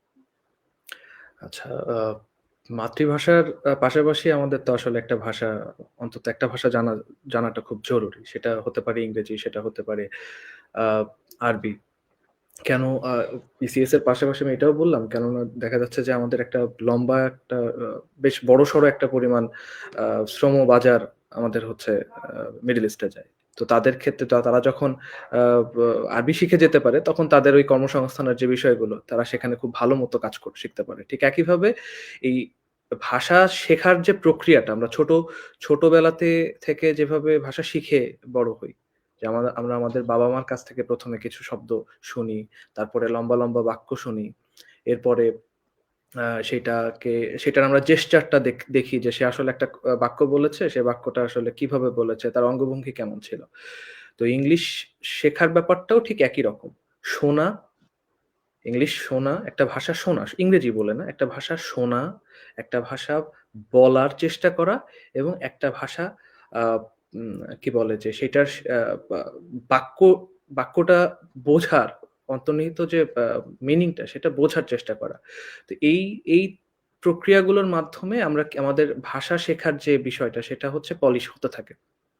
তো আস্তে আমরা আজকে আমরা যে ফ্লুয়েন্টলি ভালো বাংলা বলতে পারি, তার কারণ একটা বিশাল সময় ধরে আমরা বাংলা চর্চা করছি, লিখছি, পড়ছি, শুনছি, তারপরে হচ্ছে আমরা বলছি, একজন আরেকজনের সাথে কমিউনিকেট করছি। তো ঠিক একইভাবে যে কোনো ভাষার ক্ষেত্রে, সেটা বাংলা হোক, ইংরেজি হোক, সেটা আরবি হোক, সে প্রসেসটা সেম। আপনি যদি জিজ্ঞেস করেন যে প্রসেসটা কি, তাহলে প্রসেসটা সেম। তাহলে এখন যেটা দাঁড়াচ্ছে যে এটা আসলে জরুরি কতটুকু বিসিএস এর জন্য, এটা খুবই জরুরি। আপনি 200 মার্কের একটা 200 মার্কের একটা পরীক্ষা, রিটেন আপনি হচ্ছে দিতে হবে ইংলিশের উপরে। তো এটা পুরাটাই একটা ফ্রি হ্যান্ড রাইটিং বলতে পারেন। তো আপনার যদি ইংরেজিতে মানে প্রচন্ড রকম না হোক, একটা মিড লেভেল স্কিল না থাকে, তাহলে দেখা যায় যে ইংলিশ পরীক্ষার পরেই একটা লার্জ নাম্বার অফ স্টুডেন্ট কি হয়, এই কম্পিটিশন থেকে ছিটকে পড়ে যায়। তো সেই জায়গা থেকে ওই যে প্রসেসগুলোর কথা বললাম, যে বলা, শোনা, পড়া এবং লেখা, দ্যাট মিনস আমরা আইএলস এর যে ইয়াগুলো আমরা দেখি, যে স্পিকিং, লিসেনিং, রাইটিং, তারপরে হচ্ছে স্পিকিং, শুধুমাত্র স্পিকিং আপনি শুধু মানে বলাটা তখনই চর্চায় আসবে যখন আপনি বাকি 3টা কাজ করবেন। আপনি পড়বেন। আচ্ছা, আমরা অনেক পড়েছি, আমরা অনেক বাংলা পড়েছি। বাংলা পড়তে পড়তে পড়তে পড়তে আজকে আমাদের বাংলা শব্দ ভান্ডার অনেক সমৃদ্ধ। আমরা অনেক রকম শব্দ বলতে পারি। এটা কেন সম্ভব হয়েছে? কারণ আমরা অনেক পড়েছি। সেই ছোটবেলা থেকে আমরা বাংলা পড়েছি। তারপরে আমরা ইংলিশটাও পড়েছি। কিন্তু যে পরিমাণে ইংরেজি, আপনি খেয়াল করে দেখেন, আমরা আমাদের পাঠ্য বইতে ক্লাস 10 পর্যন্ত যে পরিমাণে আমরা গদ্য সাহিত্য বলি বা কবিতা বলি, আমরা যত পড়েছি এবং সেটা আমাদের, সেটা নিয়ে যত আমরা কাজ করেছি, তার কিন্তু অর্ধেকও কিন্তু আমরা ইংলিশ লিটারেচার বা ইংলিশ ইয়া নিয়ে আমরা কিন্তু কাজ করি নাই, বা আমাদেরকে একাডেমিক্যালিও স্কুল কলেজে সেটা করানো হয় না। তো যার কারণে একটা গ্যাপ আমাদের রয়ে গেছে। তো ওইটা নিয়ে কাজ করতে হবে। যখনই আপনি চিন্তা করবেন যে এখন আসলে সময়টা খুব কম দিচ্ছে, আমরা দেখতে পাচ্ছি যে 45তম বিসিএস পর্যন্ত একরকম, 46তম বিসিএস পর্যন্ত একরকম ছিল, এখন 47তম থেকে আপনারা দেখছেন যে খুবই কম সময়ের মধ্যে এটা শেষ করতে চাচ্ছে বিসিএস। একটা আমরা রিফর্ম দেখতে পাচ্ছি বিসিএস পিএসসি পাবলিক সার্ভিস কমিশনের। তারা যেটা করছে যে 1 ইয়ার 1 বিসিএস, এই যে একটা মোটিভ নিয়ে তারা চলছে, এই মোটিভের মধ্যে থাকতে গেলে আপনি বিসিএস প্রিপারেশন নেওয়ার সময় ঢুকে আপনার ভাষাগত দক্ষতা যদি তৈরি করতে চান তাহলে আপনি সময় পাবেন না। তাহলে এটা আপনার ভাষাগত দক্ষতা বিসিএস এর জন্য না। আমি বলছি যে একটা ভাষা, সেটা আরবি হোক, সেটা অন্য কোনো কিছু হোক, অন্য কোনো ভাষা হোক, সেটা আপনার আসলে অনেক আগে থেকেই শুরু করতে হবে। আপনি যখন ফার্স্ট ইয়ার থেকেই শুরু করা উচিত আমার মনে হয়, যে বাংলার পাশাপাশি যেন আমরা আরেকটা ভাষাতে দক্ষ হই, তাই না? আমরা যখন কর্পোরেটে জব করতাম, আমি আপনাকে আগেও বলেছি যে আমি অগমেডিক্স আমি প্রায় 2.5 বছর চাকরি করেছি। তো ওখানে আমাদেরকে ইংলিশে কমিউনিকেট করতে হতো। আমাদের টোটাল প্রসেসটা মানে কি বলে যে একটা আইএলস এর মতো একটা প্রসেসের মধ্য দিয়ে আমাদেরকে যেতে হয়েছে। সো ওই এরকম যে একটা ভালো কর্পোরেট জব হোক, একটা মানে যে কোনো জায়গায় আপনি আসলে নিজের অ্যাডভান্সমেন্ট যদি করতে চান তাহলে ইংলিশ, যেহেতু এটা আমরা সেকেন্ড ল্যাঙ্গুয়েজ হিসেবে ইউজ করি, তো ইংলিশ জানাটা ইজ রিয়েলি ইম্পর্টেন্ট। তো ওই যে প্রসেসটা সেম, প্রসেসটা সব ভাষা শেখার ক্ষেত্রে সেম। তো শুধু বিসিএস এর জন্য না, আমাদের বাংলার পাশাপাশি শুরু থেকেই একাডেমিক আমরা যখন ইউনিভার্সিটি থেকে শুরু করি, আমরা ফার্স্ট ইয়ার থেকেই উচিত আমাদের যে সাবজেক্টেই পড়ি না কেন, আমরা ইংলিশ হোক বা অন্য কোনো ভাষা হোক, সেটা যেন আমরা সেই দক্ষতাটা যেন আমরা অ্যাকোয়ার করা শুরু করতে পারি। তো এটা। জি, ধন্যবাদ ভাইয়া এত বিস্তারিতভাবে বলার জন্য। তো আমরা শামীম ভাইয়ের কাছে আরো একটা বিষয় জানতে চাচ্ছি, যে হচ্ছে আমাদের অনেকের টেনশন থাকে এই পর্যায়ে একাডেমিক লেভেলে আমাদের সিজিপিএটা, ঠিক আছে, যে আমাদের সিজিপিএটা কতটুকু ম্যাটার করবে বিসিএস এ, বা আমাদের রেজাল্ট যেটা সেটা কতটা ম্যাটার করবে বিসিএস প্রিপারেশন বা রেজাল্ট বা পরীক্ষার ক্ষেত্রে, যদি একটু বিস্তারিত বলতেন। Actually, CGPA reflects your academic journey, right? CGPA BCS এর ক্ষেত্রে টু বি স্পেসিফিক খুব বেশি ম্যাটার না করলেও এটা হচ্ছে একাডেমিক জার্নিটাকে একটা রিফ্লেকশন পাওয়া যায় সিজিপিএ থেকে। সেক্ষেত্রে যারা মানে আপকামিং বিসিএস জার্নিতে আসছে তাদের জন্য পরামর্শ থাকবে যে সিজিপিএ তে অবশ্যই যেন ভালো ফোকাস করে। সিজিপিএ ভালো থাকলে এটা হচ্ছে ভাইবা বোর্ডে যারা সম্মানিত মেম্বাররা থাকবেন তারাও এটা বেশ পজিটিভলি দেখবে। আর তবে সিজিপিএ যে একমাত্র কোনো ব্যারিয়ার হিসেবে কাজ করবে ব্যাপারটা এমন না। এর আগেও আমরা যেমনটা দেখেছি যে বিভিন্ন স্কুল কলেজ বা বিভিন্ন বিশ্ববিদ্যালয় যারা থেকে পড়াশোনা করে মানে কম সিজিপিএ নিয়েও পরীক্ষা দিয়ে বেশ ভালো ভালো ক্যাডার পেয়েছে তারা। সেক্ষেত্রে প্রার্থীদের অবশ্যই ফার্স্ট প্রায়োরিটি হওয়া উচিত যে সিজিপিএ যেন ভালো থাকে। তবে সিজিপিএ কোনো কারণে ড্রপ করলেও সেটা নিয়ে আসলে খুব বেশি ওরিড হওয়ার বা টেনসড হওয়ার কোনো কারণ নেই।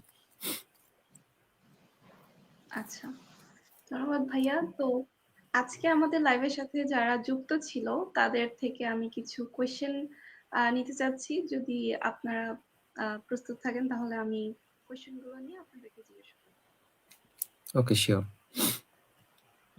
জি, আমার কাছে প্রথমে একটা কোয়েশ্চেন আসছে যে বিশ্ববিদ্যালয়ের কেন্দ্রীয় কোনো প্রশ্ন ভাইবা বোর্ডে ফেস করেছেন কিনা, মানে বিশ্ববিদ্যালয়ের কেন্দ্রীয় কোনো প্রশ্ন। মানে আর বিশ্ববিদ্যালয় রিলেটেড কোনো কোয়েশ্চেন, আমাদের ইউনিভার্সিটি রিলেটেড কোনো কোয়েশ্চেন? আচ্ছা, মানে করেছেন কিনা, আর যদি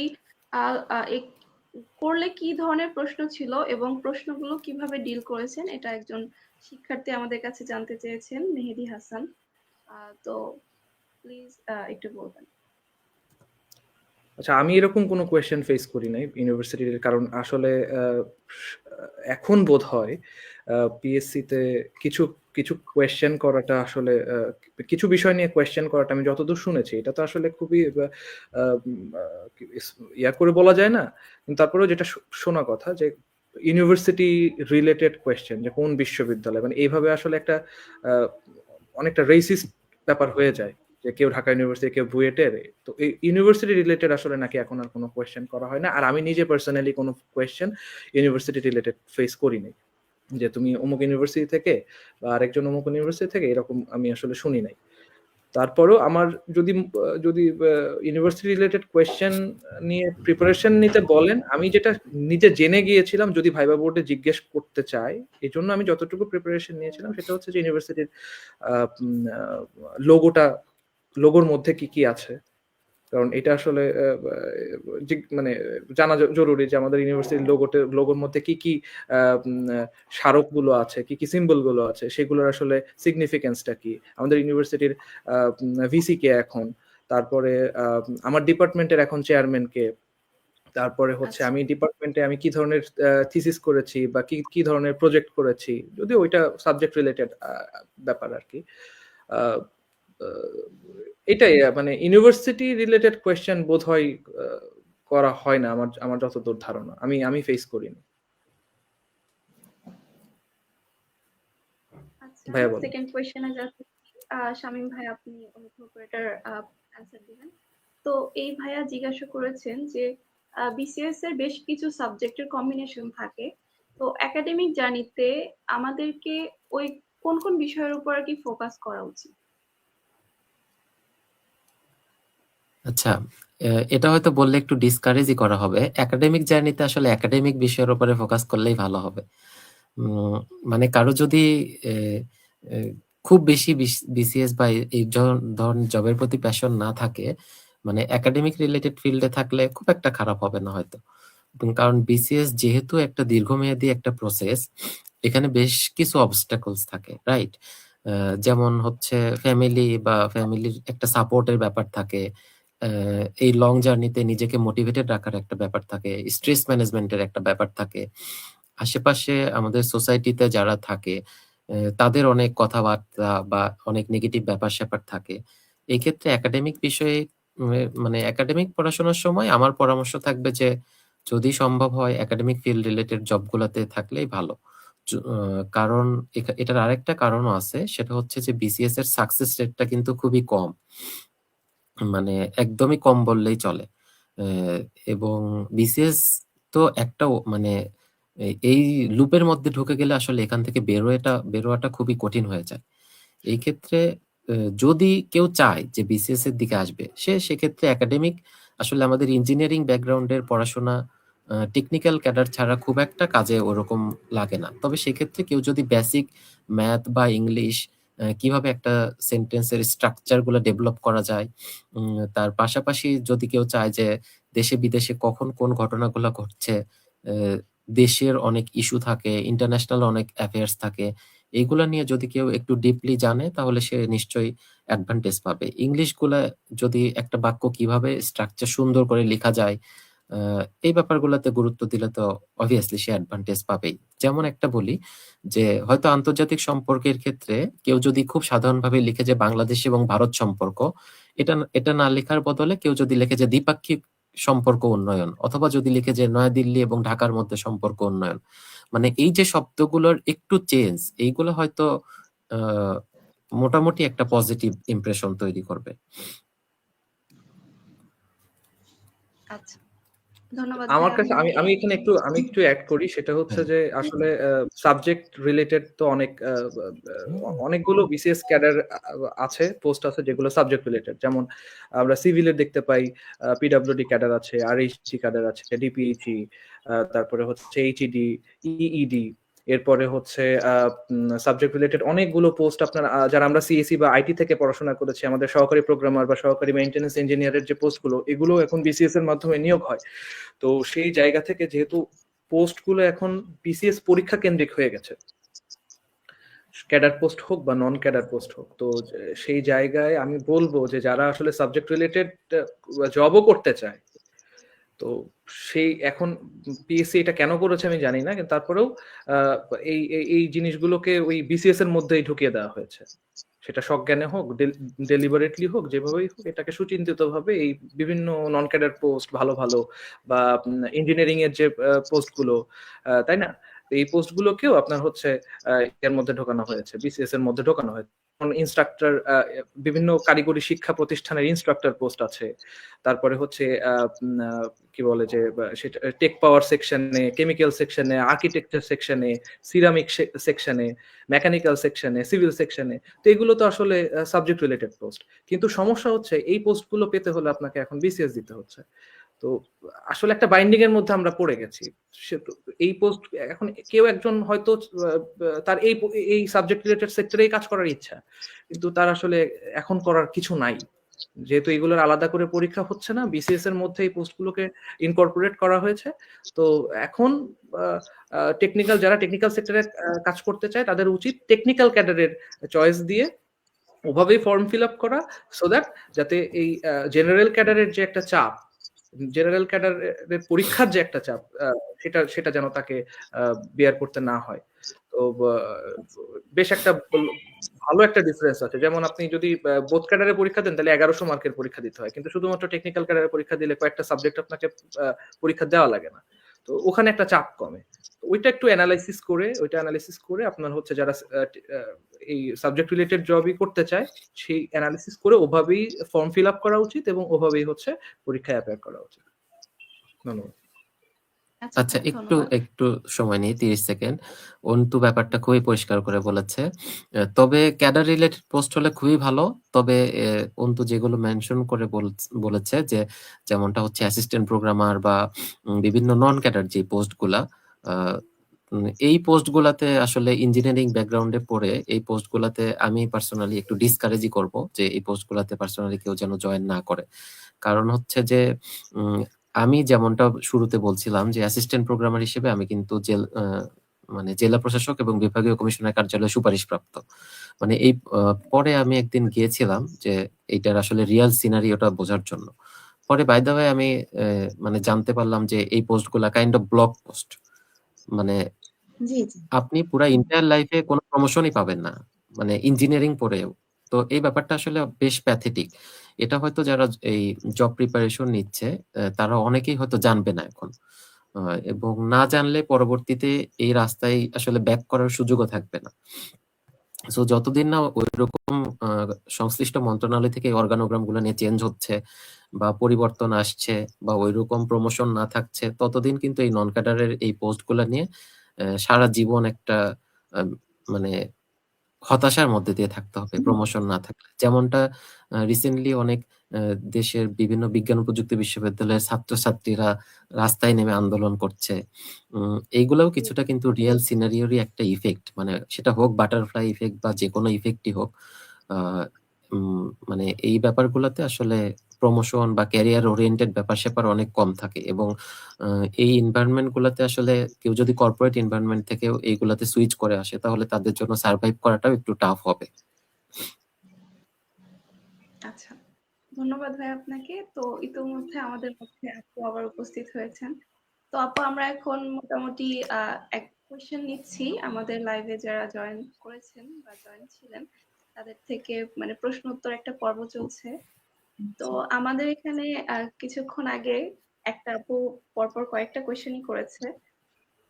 মানে কোয়েশ্চেন গুলো একটু সাইকোলজিক্যাল, যে প্রসেস চলাকালীন আমরা স্ট্রেসড যদি ফিল করি বা ডিমোটিভেটেড ফিল করি, তাহলে সেক্ষেত্রে আমরা এটাকে কিভাবে মেইনটেইন করতে পারি? আচ্ছা, এটা কি আমি বলবো? জি জি আপু, আপনি আচ্ছা আচ্ছা আচ্ছা, প্রস্তুতি চলাকালে আসলে বিসিএস তো অনেক লং একটা টার্ম। এখানে মানে অ্যাপ্লাই করার পর থেকে ফাইনাল রেজাল্ট হওয়া পর্যন্ত অনেক দীর্ঘদিনের একটা প্রস্তুতি আছে এখানে। তো এক্ষেত্রে আসলে অনেকেই হচ্ছে ডিমোটিভেটেড হয়, এবং এবং দেখা যায় যে রেজাল্ট হওয়ার আগ পর্যন্ত অনেক সিচুয়েশন এরকম আসে, হ্যাঁ, যখন মনে হয় যে না, আমি হয়তো ভুল করলাম এবং আমার মনে হয় এইদিকে আর না আগানোই ভালো, এরকম মেন্টালিটি আসলে আসে। তো আমি বলবো যে হচ্ছে আপনি সে যেই হোক না কেন, বিসিএস এর প্রস্তুতির পাশাপাশি হচ্ছে অন্য আরেকটা আপনার অপশন রাখা উচিত। হ্যাঁ, সবসময় অপশন রাখা উচিত যে হ্যাঁ, আমার বিসিএস যদি নাই হয় তাহলে আমি হচ্ছে এই পথ ধরে আগাবো আর কি, এটা একটা অপশন রাখা যেতে পারে। এবং আরেকটা ব্যাপার, যেটা যদি আপনি ডিটারমাইন্ড হন যে না, আমি বিসিএস এই আগাবো এবং এখানেই হচ্ছে আমার 100% আমি এফোর্ট দিব, তাহলে সেক্ষেত্রে আসলে ডিমোটিভেটেড হওয়ার আসলে কোনো উপায় নাই। হ্যাঁ, কারণ এটা এরকমই একটা জার্নি। কিন্তু সেক্ষেত্রে আপনি সব থেকে ভালো একটা উপায় যেটা আমার মনে হয়, সেটা আপনি কমিউনিকেট করেন। হ্যাঁ, আপনার কাছের যারা আছে বা হচ্ছে আগে যারা পাশ করে বের হয়ে গেছে বা বিসিএস এ যারা সফল, তাদের সাথে আপনি কম কথা বলেন, তারা কিভাবে হচ্ছে তাদের পড়াশোনাটা ওই সময়ে আপনার যে সময়ে আপনি ডিমোটিভেট হবেন বা স্ট্রেস মনে হবে ওই সময়টা তারা কিভাবে হ্যান্ডেল করেছে, এগুলো তাদের সাথে তখন যদি আপনি কথা বলেন এবং আপনার কাছের যে আছে ফ্যামিলি মেম্বার হোক বা আপনার পরিচিত বন্ধু হোক, তাদের সাথে আপনি শেয়ার করেন আপনার প্রবলেম গুলো শেয়ার করলে, তখন আপনি সলিউশন যদি 100% নাও পান, তবুও আপনার মানসিক একটা ব্যালেন্সড কন্ডিশন কিন্তু তখন আসবে। হ্যাঁ, তো আমার মনে হয় যে এটা এটা একটা ওয়ে আউট হতে পারে। যেমন আমার ক্ষেত্রেও এটা হয়েছে। হ্যাঁ, আমার ক্ষেত্রেও হয়েছে যখন আমি হচ্ছে আমার ফার্স্ট বেবি হয় পোস্ট পর মানে ওই সময় ডেলিভারির পরে এমনি একটা ডিপ্রেশন কাজ করে। তো তখন আমার পড়াশোনার প্রতি করোনা চলে আসলো ওই সময়, আবার খুবই মানে আমি হতাশ হয়ে যেতাম আর কি। মাঝে মাঝে মনে হতো যে আমি মনে হয় ঠিক ট্র্যাকে যাচ্ছি না, এবং আমার পরিচিত যারা বন্ধু বান্ধব তারা সবাই অন্যান্য জবে ঢুকে পড়তেছে, এক্ষেত্রে আমি হয়তো আর পারবো না, এরকম মনে হয়েছে। স্ট্রেস এসছে, তারপর আমার তখন মনে হয়েছে যে না, আমি হয়তো সঠিক পথে আগাচ্ছি না। তখন আমি এটা শেয়ার করতাম। হ্যাঁ, এটা আমার হাজবেন্ডের সাথে বা আমার বন্ধু বান্ধবের সাথে শেয়ার করতাম যখন। হ্যাঁ, আমার হচ্ছে ইউনিভার্সিটির বন্ধুদের সাথেও আমি অনেকের সাথেই শেয়ার করেছি, যেমন সোহাগ আছে, মৃত্তিকা আছে, আমার বন্ধু বান্ধব, ওদের সাথে যখন শেয়ার করতাম ওরা বলতো, আরে তুই তো প্রথম থেকেই হচ্ছে বিসিএস এ প্রথম বিসিএস এ তোর হচ্ছে ইয়ে হয়েছে, প্রিলি পাস করছিস, দেখ আমাদের ক্ষেত্রে তো অনেকে আমরা করি নাই, তো তুই হচ্ছে পারবি। হ্যাঁ, তুই পারবি, তুই মেন্টাল ইয়া নিস না। তো ওদের সাথে যখন গল্প করতাম অটোমেটিক্যালি আমি একটা এনার্জি তখন পেতাম যে না, আমি হয়তো পারবো। হ্যাঁ, তারপর ফ্যামিলিতে যখন বলতাম তখন তারাও আমাকে মোটিভেট করতো যে হচ্ছে তুমি চেষ্টা করো। আর আমার আব্বু এবং হচ্ছে আহ আমার হচ্ছে হাজবেন্ড সব সময় বলতো যে যতদিন বয়স আছে ততদিন তুমি সরকারি চাকরির চেষ্টা করো, যদি না হয় সেক্ষেত্রে আমরা তো তোমাকে কেউ কখনো এটার জন্য ইয়ে করবো না যে কেন তোমার হলো না। হ্যাঁ, আমরা তো জানবো যে তুমি তো তোমার 100% চেষ্টা করেছো, তো তুমি চেষ্টা করতে থাকো, আল্লাহ নিশ্চয়ই হচ্ছে তোমাকে একটা না একটা কিছু দিবে। আর আমার আব্বুর কথা ছিল যেটা, যে তুমি এত পরিশ্রম করছো, অবশ্যই তুমি কিছু না কিছু পাবা। হ্যাঁ, এইটা তো এই এই ছোট ছোট কথাগুলোই কিন্তু আপনার হচ্ছে মোটিভেশন নিয়ে আসবে। হ্যাঁ, আমার মনে হয় যে আপনি যখন হচ্ছে খুবই মানসিক ভাবে একটা আনস্টেবল কন্ডিশনে থাকবেন, তখন সব থেকে ভালো উপায় হচ্ছে কমিউনিকেট করা। যে মানুষগুলো আপনার কাছে আছে বা যে বন্ধু বান্ধব আছে বা বিশ্বস্ত কেউ আছে, তার সাথে আপনি কমিউনিকেট করবেন এবং চেষ্টা করবেন নিজেকে ওই পরিস্থিতি থেকে বের করে নিয়ে আসার। তাইলে আমার মনে হয় যে সম্ভব।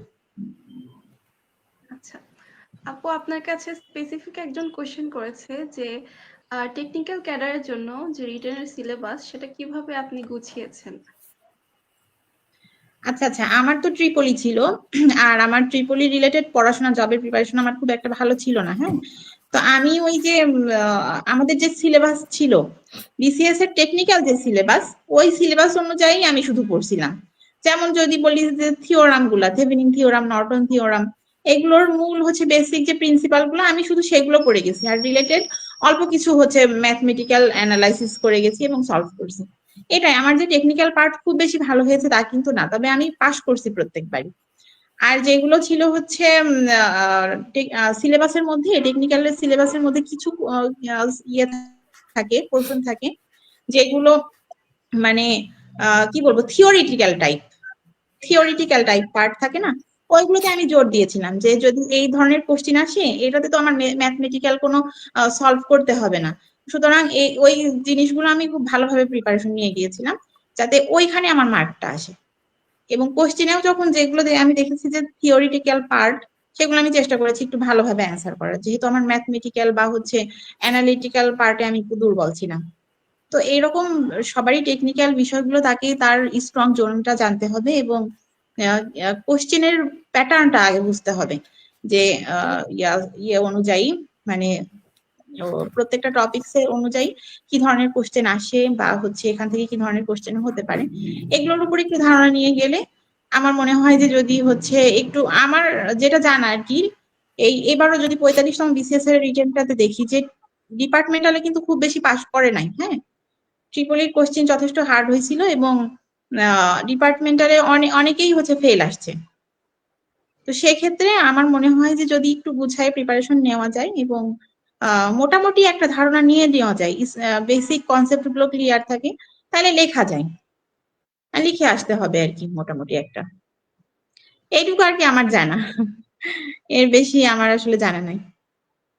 তো আমরা শেষ একটা প্রশ্ন নিব, সেটা হচ্ছে একজন আচ্ছা, আমি আমি জুনিয়র। একটু শামীম ভাইয়ের কাছে একটা প্রশ্ন রাখি, সেটা হচ্ছে যে শামীম ভাই, এই আইসিটির প্রিপারেশন বা সিএসসির প্রিপারেশন মানে এইটা আসলে টেকনিক্যালের জন্য কিভাবে নেবে সবাই, বা কোন বইগুলো ফলো করবে আমাদের সিএসসি এবং আইসির ছোট ভাই যারা আছেন ওদের জন্য একটু উপকার হইতো, যে আসলে হিউজ একটা সিলেবাস তো, তাই না আমাদের তো এই দুটা ডিপার্টমেন্টেরই, তো ওরা আসলে আর এখন যেহেতু খুবই কম সময় পাওয়া যাচ্ছে, পরীক্ষাগুলোর গ্যাপটা খুবই কম, তাহলে এখন থেকে যারা আসলে এই আইসিটি লেকচারার হিসেবে যাতে যোগদান করতে পারে, সেক্ষেত্রে কি বই কত স্পেসিফিকলি পড়লে এবং কিভাবে স্ট্র্যাটেজিটা সাজালে ওই সাবজেক্টের জন্য একটা ভালো মার্ক ক্যারি করতে পারবে, যাতে আমি চাচ্ছি যে এই জেনারেল ক্যাডার নিয়ে যেন অবসেশনটা আসলে কমে যায়, তাহলে যেটা হবে যে সহজ হবে প্রস্তুতিটা, এটা একটু যদি বলতেন আপনি। আচ্ছা, আমি একটু 30 সেকেন্ড নেই। মানে আগের একজন প্রশ্ন করেছিলেন যে স্ট্রেস ম্যানেজমেন্টটা কিভাবে করবেন। আসলে বিসিএস এর জন্য আপনাকে আলাদা করে স্ট্রেস ম্যানেজমেন্ট করতে হবে না। আপনি বিসিএস না দিলেও আপনার লাইফে কোনো না কোনো কারণে স্ট্রেস আসবেই। তো হচ্ছে যে যেটা করতে পারেন সেটা হচ্ছে যে আপনি আপনার রুটিনটাকে একটা প্রোডাক্টিভ ওয়েতে সাজাইতে পারেন। হ্যাঁ, যে আপনি সারাদিন পড়াশোনা একটানা না রেখে ছোট ছোট ভাগ করতে পারেন। আপনি বিসিএস পুরা সিলেবাসটাকে একবারে মাথার মধ্যে না নিয়ে আপনি ছোট ছোট লক্ষ্য তৈরি করতে পারেন, যে আজকে আমি এতটুকু পড়বো, আগামীকাল এতটুকু পড়বো, মানে এইভাবে করতে পারেন। আপনি চাইলে সাপ্তাহিক একদিন ব্রেক নিতে পারেন, হয়তো শুক্রবার বিকালটা আপনি পড়াশোনা থেকে ফ্রি থাকতে পারেন, যে আজকে আমি হয়তো একটু ব্রেক নিলাম পড়াশোনা থেকে। অথবা হয়তো আপনি একদিন উইকেন্ডে বন্ধুদের সাথে একদিন চা কফি খেতে যেতেই পারেন। আপনি চাইলে একদিন একটা বার্গার খেতে যেতেই পারেন। আর আরেকটা ব্যাপার বলি, যে ডিজিটাল ড্রাগ যেটা, মানে এটা শব্দটা আমি শিখছিলাম একটা আর্টিকেল থেকেই সম্ভবত। মানে এখন আমাদের যে সোশ্যাল মিডিয়ার প্রতি যে অ্যাডিকশন, তারপরে ফোন, তারপরে ডিজিটাল ডিভাইসের প্রতি যে আমাদের অনেক বেশি টাইম স্পেন্ড করা, এটা থেকে আপনার দূরে থাকতে হবে। আপনার সোশ্যাল মিডিয়া আমার মনে হয় যে মাঝে মধ্যে মনে হয় যে ভালোই স্ট্রেস তৈরি করে। আপনি একজন মানুষকে দেখবেন, অবচেতন মনেই আপনার একটা কম্প্যারিজন তৈরি হবে মাঝে মধ্যে। হ্যাঁ, আর একটা ব্যাপার অবশ্যই। যে গ্রেটফুল থাকা, তাই না? আপনি আপনার সৃষ্টিকর্তার প্রতি গ্রেটফুল থাকবেন। আপনি যেই ধর্মেরই হন, আপনি আপনার সৃষ্টিকর্তার প্রতি গ্রেটফুল থাকবেন। আপনি যদি সম্ভব হয় নামাজ পড়বেন, আপনি যদি সম্ভব হয় রোজা রাখবেন, আপনি যদি সম্ভব হয় সেজদা করবেন, বেশি বেশি সেজদা করবেন। অন্য ধর্মাবলম্বীদের জন্যও তাই। আরেকটা ব্যাপার হচ্ছে যে আপনার বাবা মা, your parents are the biggest motivate, মানে আপনার বাবা মাই হচ্ছে আপনার মোটিভেশনের সোর্স হবে। আপনার মানে ফ্যামিলি মেম্বাররাই আপনার মোটিভেশনের সোর্স হবে। তো আমার মনে হয় এই ব্যাপারটা ফলো করলে হয়তো কিছুটা উপকারে আসবে। আর সেকেন্ড যেটা অন্তু বলছে যে ডিপার্টমেন্টাল প্রিপারেশনটা কিভাবে নেওয়া যেতে পারে, ডিপার্টমেন্টাল সিলেবাস কেউ যদি দেখে থাকে তাহলে সে বুঝতে পারবে যে পুরা 4 বছরের সিলেবাসটাই একসাথে কম্পাইল করে জাস্ট একটা বিসিএস এর সিলেবাসের মধ্যে দিয়ে দেয় অল টুগেদার। সো অল্প সময়ের মধ্যে এই প্রিপারেশন নেওয়াটা খুবই টাফ, মানে কোয়াইট ইম্পসিবল বলা যায়। সো আগে থেকে যদি ছোট ছোট ভাগ করে কেউ প্রিপারেশন নেয়, এক্ষেত্রে আমার পরামর্শ থাকবে যে বিগত বিসিএস গুলার প্রশ্ন আগে সলভ করে ফেলা, যে কোশ্চেন প্যাটার্নটা কেমন হচ্ছে, কোন কোন টপিক থেকে প্রশ্ন আসছে, প্রশ্ন কি সি প্রোগ্রামিং থেকে, নাকি ডেটাবেস থেকে, নাকি অপারেটিং সিস্টেম থেকে, নাকি নেটওয়ার্কিং থেকে। প্রশ্ন সবগুলা টপিক থেকেই আসবে, তবে এই সাবজেক্টগুলোর কোন কোন টপিক থেকে আসছে যদি বিসিএস এর প্রশ্নগুলো আগে সলভ করে ফেলতে পারে, তারপরে তার ফোকাস করা উচিত নন ক্যাডারের বা বিপিএসসি কর্তৃক আয়োজিত বিভিন্ন পরীক্ষার প্রশ্নগুলো সে সলভ করে ফেলবে। সলভ করে ফেলার পাশাপাশি তার উচিত হবে যদি সম্ভব হয় একাডেমিক বই থেকে নোট করা, যদি সেটা সম্ভব না হয় বাজারে অনেক বই আছে, মানে আইটি রিলেটেড, ক্লাউড আইডি বা বিটবক্সের মাস্টার কপি, এটা সেটা। আমি কোনো বইয়ের আবার প্রমোশন করছি না। তো এই বইগুলা কেউ চাইলে ফলো করতে পারে। ইন্টারনেটে হিউজ রিসোর্স আছে, আমাদের সময় অতটা রিসোর্স হয়তো অ্যাভেলেবেল ছিল না। ইউটিউবে যে কোনো রিসোর্সে বাংলায় এখন কন্টেন্ট পাওয়া যায়, ইংলিশে কন্টেন্ট পাওয়া যায়। ডিপার্টমেন্টের বড় ভাইদের হেল্প নিলে অনেকেই আশা করি হেল্প পাবে বা হেল্প করবে। আর এই তো মোটামুটি একাডেমিক পড়াটা একটু আগে থেকে প্রিপারেশন নিলে সুবিধা হবে। তাছাড়া শর্ট টাইমে একাডেমিক প্রিপারেশন নিয়ে আসলে ভালো করাটা খুবই চ্যালেঞ্জিং হবে। হ্যাঁ, ওটাই বলছিলাম যে ভাই, মানে সিএসসি এবং আইসি ডিপার্টমেন্টে যারা আছে তারা যদি একটা ছোট ছোট গ্রুপ করে নেয় এবং হ্যাঁ, আমাদের যে সিলেবাস গুলো, এই সিলেবাস গুলোর সাথে বিসিএস এর সিলেবাস যেটা আইসিটির বা সিএসসি মোটামুটি তো একই, তো ওটা যদি একটা একটা কম্পারিজন করে এবং কোন কোন সব তো আসলে পড়া দরকার নাই, ঠিক আছে 4 বছরের একটা একটা কনসাইজ একটা সিলেবাস দেয়, কিন্তু তারপরেও যে সিলেবাস গুলো একাডেমিকের সাথে ওই বিসিএস এর ওই টেকনিক্যাল সাবজেক্টটা মেলে আমরা সেই যারা গ্রুপ করছে ওরা যাতে ওইটা গ্রুপ করে দেখা যাচ্ছে অধ্যায় ওয়াইজ চ্যাপ্টার ওয়াইজ ভাগ করে নিল যে আচ্ছা তুমি এটা করো, তুমি ওইটা করো, তুমি এটা করো, এইভাবে বিগত সালের কোয়েশ্চেন গুলো ওরা নোট ডাউন করে ফেললো। বা ওই আপনি যে বইগুলোর কথা বললেন সেই বইগুলোতে যে কোয়েশ্চেন গুলো আছে ওই বইগুলোতে কোয়েশ্চেন গুলো খুবই ভেগ, মানে পড়তে ভালো লাগে না, পড়তে গেলে খুবই মানে কষ্ট হয়। তো ওইগুলো একটু রিসার্চ করে ওই কোয়েশ্চেন গুলো কিভাবে আমি একটু ইন্টারনেট থেকে একটু আরেকটু ইজি করে নিতে পারি যাতে আমি এবং আমার ক্লাসমেটরা সেক্ষেত্রে সেখানে সেটা পড়ে উপকৃত হয়। টিচাররাও এখানে একটা রোল প্লে করতে পারে ভাই, সেটা হচ্ছে যে আমাদের যারা টিচার আছেন তারা যদি ওই কোয়েশ্চেন গুলো দেখা যাচ্ছে যে যেদিন যে অধ্যায়টা পড়াচ্ছে, আপনি যেটা বললেন অপারেটিং সিস্টেম বা নেটওয়ার্কিং যেদিন পড়াচ্ছে সেদিন যদি একটু জাস্ট একটা মানে রিমাইন্ডার যে এই অধ্যায়গুলো থেকে কিন্তু বিসিএস এ এই কোয়েশ্চেন গুলো কিন্তু এসেছিল, এখান থেকে কিন্তু একটা অ্যাকোয়েন্টেন্স চলে আসবে স্টুডেন্টদের মধ্যে। আচ্ছা ঠিক আছে, বিসিএস এই অধ্যায় থেকে এই কোয়েশ্চেন গুলো আসছে, তাহলে এগুলো তো ইম্পর্টেন্ট কোয়েশ্চেন, এগুলো একটু আমরা এগুলো কিন্তু করা হয় না।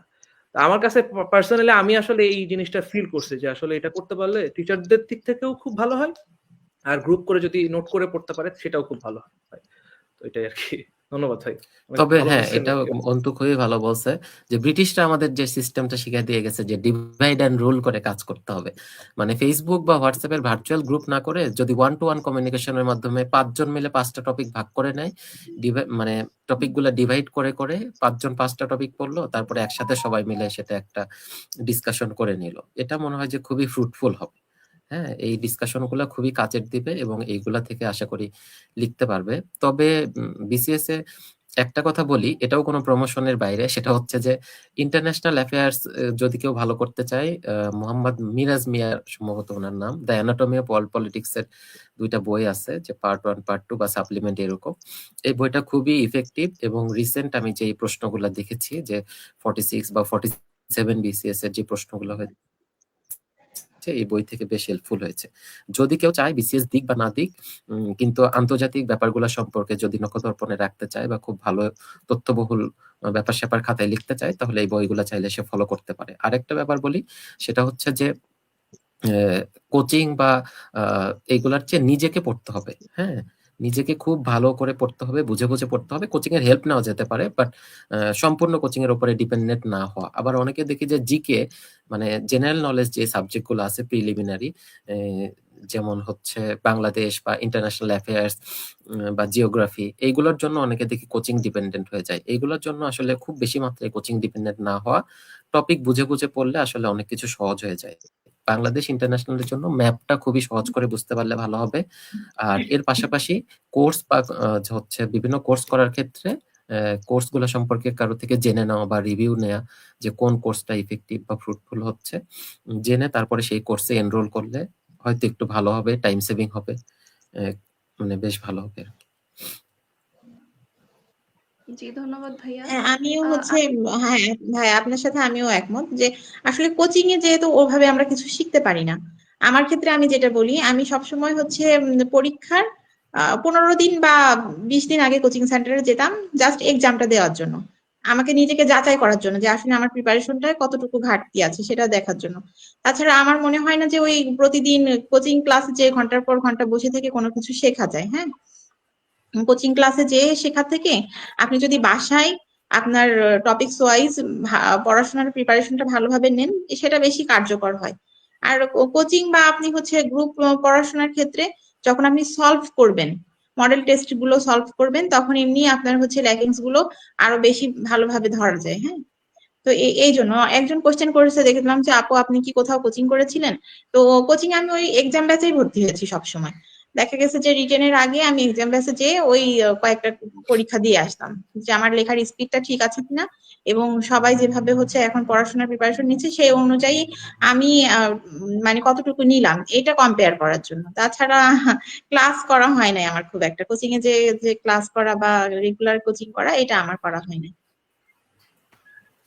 আর ডেইলি এভারেজ কত ঘন্টা পড়া, এটা আসলে আমি কখনো ডেইলি ওইভাবে মেইনটেইন করতে পারি নাই সবকিছু মিলাই।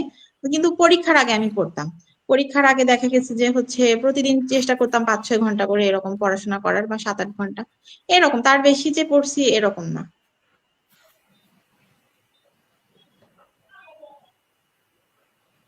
জি আপু, ধন্যবাদ। আসলে আমরা এরকম প্রশ্ন কয়েকটা পেয়েছি যে শুরুর দিকে যারা নতুন প্রিপারেশন শুরু করছে তারা প্রথম দিকে একটু কনফিউজ থাকে যে কোথায় কোচিং করবে বা থেকে শুরু করবে। আমাদের এখানে আমাদের আশেপাশে কিন্তু বিসিএস এর কোচিং এর অনেক কোচিং সেন্টার আছে, তারা নিজেদের লিফলেট আর কি আমাদের ক্যাম্পাসে বিতরণ করে এবং আমাদের স্টুডেন্টরা কিন্তু এই কারণটাতেও অনেক কনফিউশনে ভুগে যে আমাদের প্রিপারেশনের শুরুতে কোন কোচিং এ জয়েন করব বা কিভাবে ক্লাস করব। আমরা কিন্তু এরকম কোয়েশ্চেন অনেকগুলো পেয়েছি। তো আপনারা মোটামুটি বলেছেন, তারপর যদি আরেকটু বিস্তারিত আলোকপাত করতেন। এটা আমার ক্ষেত্রে যদি আমি বলি তাইলে হচ্ছে আমি প্রথম যখন ইউনিভার্সিটি পাশ করে ঢাকাতে চলে আসছিলাম তখনই আমি একটা কোচিং সেন্টারে ভর্তি হই প্রিলি প্রিপারেশনের জন্য জাস্ট। এবং আমার মনে আছে আমি 2.5 মাসের মতো ক্লাস করছিলাম, হ্যাঁ, 2018 সালে। এবং ওইটা কিন্তু খুব কোনো নামি দামি কোচিং সেন্টার না, বিসিএস গাইডলাইন নামে ঢাকাতে একটা কোচিং সেন্টার ছিল আমার বাসার একদম কাছে, মিরপুর 10-এ। আমি ওখানেই জাস্ট হচ্ছে 2.5 মাস কোচিং করছিলাম। তারপরে তো বাকি সময় আমি এক্সাম ব্যাচেই ভর্তি হয়েছি যে কয়টাতে। তো এখন প্রথম প্রিপারেশনের ক্ষেত্রে আসলে একটা প্রপার গাইডলাইন আমার মনে হয় যে দরকার আছে, হ্যাঁ, যে আমি কিভাবে আগাবো, কিভাবে প্রস্তুতিটা শুরু করব। এই জন্য আপনি আপনার কাছে বা আপনার পরিচিত কারোর সুপারিশের ক্ষেত্রে যে এই কোচিং সেন্টারটা ভালো বা এখানে ভালো ক্লাস নেয়, তাহলে আমার মনে হয় যে আপনি সেখানে যেতে পারেন প্রথম দিকে। প্রথমে আপনার অভিজ্ঞতাটা নেওয়ার জন্য যে আসলে সিলেবাসটা কেমন বা পড়াশোনার ধরনটা কেমন। সেক্ষেত্রে আপনি যে কোনো একটা কোচিং সেন্টারে কিছুদিন আপনি অ্যানালাইসিসটা করতে পারেন যে আমার আসলে পড়াশোনাটা কি ধরনের হওয়া উচিত। এটা আমার মনে হয়। আচ্ছা, এখানে যেটা বারবার কোচিং এর কথা বলছেন অনেকে, আসলে এটা খুবই রিলেটিভ একটা ব্যাপার, আপেক্ষিক একটা বিষয়, যে কার কোচিং এর সাহায্য প্রয়োজন আর কার সাহায্য তার প্রয়োজন না। প্রয়োজন আমি নেই, জি জি, হ্যাঁ, exactly। এটা এটা এটা যিনি মনে করছেন তার কোচিং এর সাহায্য প্রয়োজন, তিনি কোচিং এ ভর্তি হবেন, এটা বারবার শোনার হতে কিছু পারে, নাই। জি। হ্যাঁ, আর হুম। যার মনে হচ্ছে যে তার দরকার নাই, আমি আজ পর্যন্ত আমি কোনো কোচিং এ ভর্তি হই নাই, প্রি রিটেন ভাইবা আমি কোনো কোচিং এ ভর্তি হই নাই এই পর্যন্ত আমার এই জার্নিতে। কারণ আমি আমি একটা জব করতাম, জব করে এসে বই নিয়ে বসাটাই একটা স্ট্রেস, একটা মানে বই ধরতে ইচ্ছা করতো না। সেই জায়গা থেকে আসলে আহ, এটা কার নেসেসিটি কতটুকু, তার যদি মনে হয় যে হ্যাঁ তার কোচিংটা দরকার সে ভর্তি হবে, সেক্ষেত্রে একটা একটা অপশন হতে পারে সে অনলাইনে ভর্তি হোক। ফিজিক্যালি যে কোচিং করাটা খুবই টাইম কনজিউমিং, টাফ। তো সে অনলাইনে ভর্তি হোক। সে যে যে ক্লাসগুলো করা দরকার সেগুলো সে করবে, যেগুলো করার দরকার না, স্ট্রং জোন অনুযায়ী সেগুলো করবে না। আহ, সবচেয়ে বড় কথা, সব থেকে বড় কোচিং সেন্টার পিএসসি সিলেবাসটা, হ্যাঁ, পিএসসি সিলেবাসটা সে পড়ুক, সে আগে সিলেবাসটা পড়ুক, সে সিলেবাসটা ভালো মতো দেখুক যে আমি আসলে কি পারছি কি পারছি না। তো সেটা দেখে তারপরে হচ্ছে তার ডিসাইড করা উচিত যে আর কোচিংটাও তো আসলে এক্সপেন্সিভ খুব, এটা একটা বিরাট বড় ব্যবসার বাজার। তো এটা খুবই এক্সপেন্সিভ, সবার আসলে সেই ক্ষমতা নাই। তো কেউ একজন কোচিং করবে আর একজন করবে না, তাতে যে আসলে সে অনেক আগায় গেল এরকম কোনো, যে করছে না তার এরকম না, ভাবা। এরকম কোনো ব্যাপার না। তো যে করছে না তার আসলে নিশ্চয়ই ভ্যালিড কোনো রিজন আছে, তার অনেক পারিপার্শ্বিক বিষয় আছে, ফাইন্যান্সিয়াল একটা ব্যাপার আছে, সময়ের বিষয় আছে।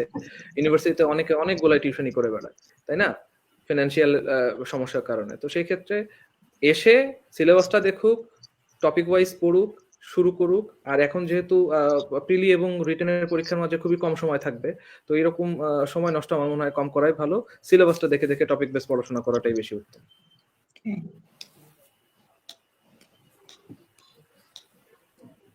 জি, ধন্যবাদ ভাইয়া। তো আম, একটা লাস্ট কোয়েশ্চেন, তারপরে আপনাদের মতামতের দিকে যাচ্ছি। আমরা তো অনেকে আছি যারা ক্যাম্পাসে ক্লাবিং এর সাথে যুক্ত আছি বা বিভিন্ন সংগঠনের সাথে কাজ করি। তো এক্ষেত্রে আমরা আহ, আমাদের কাজের মাধ্যমে কিছু ভ্যালিড সার্টিফিকেটও পাই, বা আমরা যারা ক্লাবিং করি তারা বিভিন্ন হার্ড স্কিল বা সফট স্কিল ডেভেলপমেন্ট রিলেটেড কাজে যুক্ত থাকি। তো আমাদের এই যে সার্টিফিকেট গুলা বা কোয়ালিফিকেশন গুলো আমরা আহ, অর্জন করছি, এই অর্জনগুলো কি বিসিএস এ কোনো প্রভাব ফেলবে কিনা বা এই বিষয়ে। ডেফিনেটলি এটা একটা প্রভাব তো আছেই। আপনি যখন একটা ক্লাবের সাথে অ্যাসোসিয়েট হচ্ছেন তখন দেখা যাচ্ছে যে আপনি নিজেকে প্রেজেন্ট করার একটা স্কিল আপনার মধ্যে চলে আসছে। আপনি মানুষের সামনে আজকে আমাদেরকে হোস্ট করছেন, এই যে আপনার একটা স্কিল, এটা তো মানে আপনি এটা এটা এটা চর্চা না করলে তো আপনি এটা পারতেন না। সো আপনার কথা বলার যে একটা এই ইনার্শিয়াটা ভাঙতে পারে, এই শ্যাকল করা, ব্রেক করার যে একটা ব্যাপারটা, এটা আসলে শুরু হয় একটা সোশ্যালাইজেশনের মাধ্যমে, তাই না? আপনি যত সোশ্যালাইজ করবেন নিজেকে, তত দেখা যাচ্ছে যে কথা বলবেন, সেক্ষেত্রে ওই জিনিসটা, ওই ব্যারিয়ারটা কেটে যায়। আর এই জিনিসটাই সব থেকে ভালো কাজে লাগে হচ্ছে ভাইবা বোর্ডে। এমন না যে আননেসেসারি সব ক্লাবের সাথে যুক্ত থাকতে হবে, অনেক কো কারিকুলার অ্যাক্টিভিটিস করতে হবে, এগুলো দরকার। মানে আপনি আসলে যেটা পছন্দ করেন সেটা করবেন, কিন্তু সবগুলোর সাথে যুক্ত থেকে সময় নষ্ট করার কোনো দরকার নেই। এবং সেটা অবশ্যই কাজে দেয় আপনার কি বলে পার্সোনালিটি ডেভেলপ করার জন্য, আমি মনে করি। আচ্ছা, শামীম ভাই আপনি যদি একটু বলতেন। আচ্ছা, একজন সম্ভবত জানতে চেয়েছে যে কখন থেকে প্রিপারেশনটা শুরু করা উচিত। এক্ষেত্রে আমার পার্সোনাল ওপিনিয়ন হচ্ছে যে থার্ড ইয়ারের দিক থেকে সে মোটামুটি যদি আসতেই চায় বিসিএস এ, থার্ড ইয়ারে সে মোটামুটি একটা লাইট প্রিপারেশন নেওয়া শুরু করতে পারে। ফাইনাল ইয়ারে এসে সেটা হয়তো একটু মডারেট হতে পারে, এবং গ্রাজুয়েশনের পর থেকে সেটা একদম ফুল ডেডিকেশন সহ প্রিপারেশন শুরু করতে পারে। তবে প্রিপারেশনের শুরুতে একদম প্রাথমিক স্টেজে পিএসসির ওয়েবসাইটে যে শুরুতে সিলেবাসটা ডাউনলোড করে নিতে হবে, সিলেবাসটা খুব সুন্দর করে বুঝতে হবে, এর পাশাপাশি একটা প্রশ্ন ব্যাংক কিনে নিতে হবে। সিলেবাসের সাথে প্রশ্ন ব্যাংকটা মিলাই দেখতে হবে যে সিলেবাসের কোন কোন টপিকগুলো থেকে রিসেন্ট প্রশ্নগুলো আসছে, কোন কোন টপিকগুলোতে বেশি ফোকাস দিতে হবে, ইম্পর্টেন্স দিতে হবে।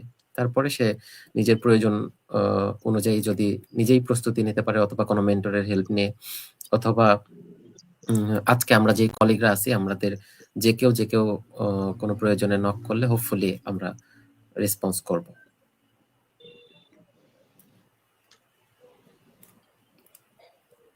আচ্ছা ভাইয়া, ধন্যবাদ। তো আমরা মানে সলভার গ্রিন থেকে সামনের উইকে একটা আমরা জাস্ট কিছু কোয়েশ্চেন অ্যানালাইসিস করে সামনের একটা সাপ্তাহিক পরীক্ষা বা সেশনের মতো অ্যারেঞ্জ করতে চাচ্ছি। এই বিষয়টার উপরে আপনাদের মতামত বা ধারণা যদি একটু প্রকাশ করতেন। আপু আপনি একটু বলবেন, তোমরা পারবেন আপু। এই বিষয়ে আমার আরেকটু জানার আছে। হ্যাঁ, আমি আপনাদের সাথে যোগাযোগ করব, তারপর আমি বলতে পারবো আর কি, যে আসলে কিভাবে ইয়ে করা যায়। আমার তো আসলে এই বিষয়ে জানা নাই ডিটেলস। আমাকে একটু আগে জানতে হবে যে আসলে আপনারা কি ধরনের করতে চাচ্ছেন, সেই অনুযায়ী তখন আমি বলতে পারবো। জি আপু, আমাদের মূলত পরীক্ষা হবে, আমরা জাস্ট কিছু কোয়েশ্চেন অ্যানালাইসিস করে যে আপনি যেরকম বললেন যে বিসিএস এর প্রিপারেশনের জন্য নিজেকে যাচাই করা খুবই ইম্পর্টেন্ট। তো আমরাও এই বিষয়টাকে মাথায় রেখেই যারা নতুন প্রিপারেশন নিচ্ছে বা যারা শুরু করেছে তাদের যে বেসিক যে একটা প্রিপারেশন থাকে, এই পর্যায়টাকেই বিবেচনায় রেখে আমরা একটা সাপ্তাহিক পরীক্ষার আয়োজন করেছি। তো আচ্ছা, এই বিষয়টা নিয়ে আসলে মতামত জানতে চাচ্ছিলাম। হ্যাঁ, এটা যদি আগ্রহী থাকে, অনেকেই আগ্রহী যদি হয়, তাহলে সেক্ষেত্রে করা যেতে পারে। হ্যাঁ, আমার মনে হয় যে করা যেতে পারে এটা।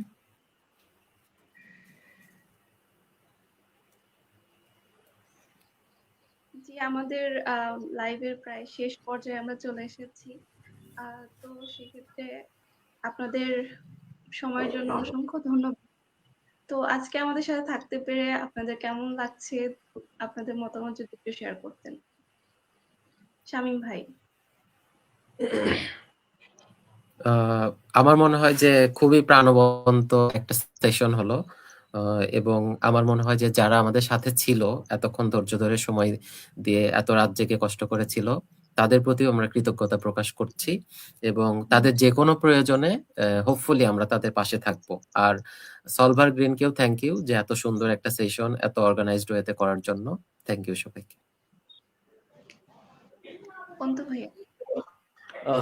আসলে আমি শামীম ভাইয়ের খুবই বড় বলতে পারেন যে একটা ফ্যান।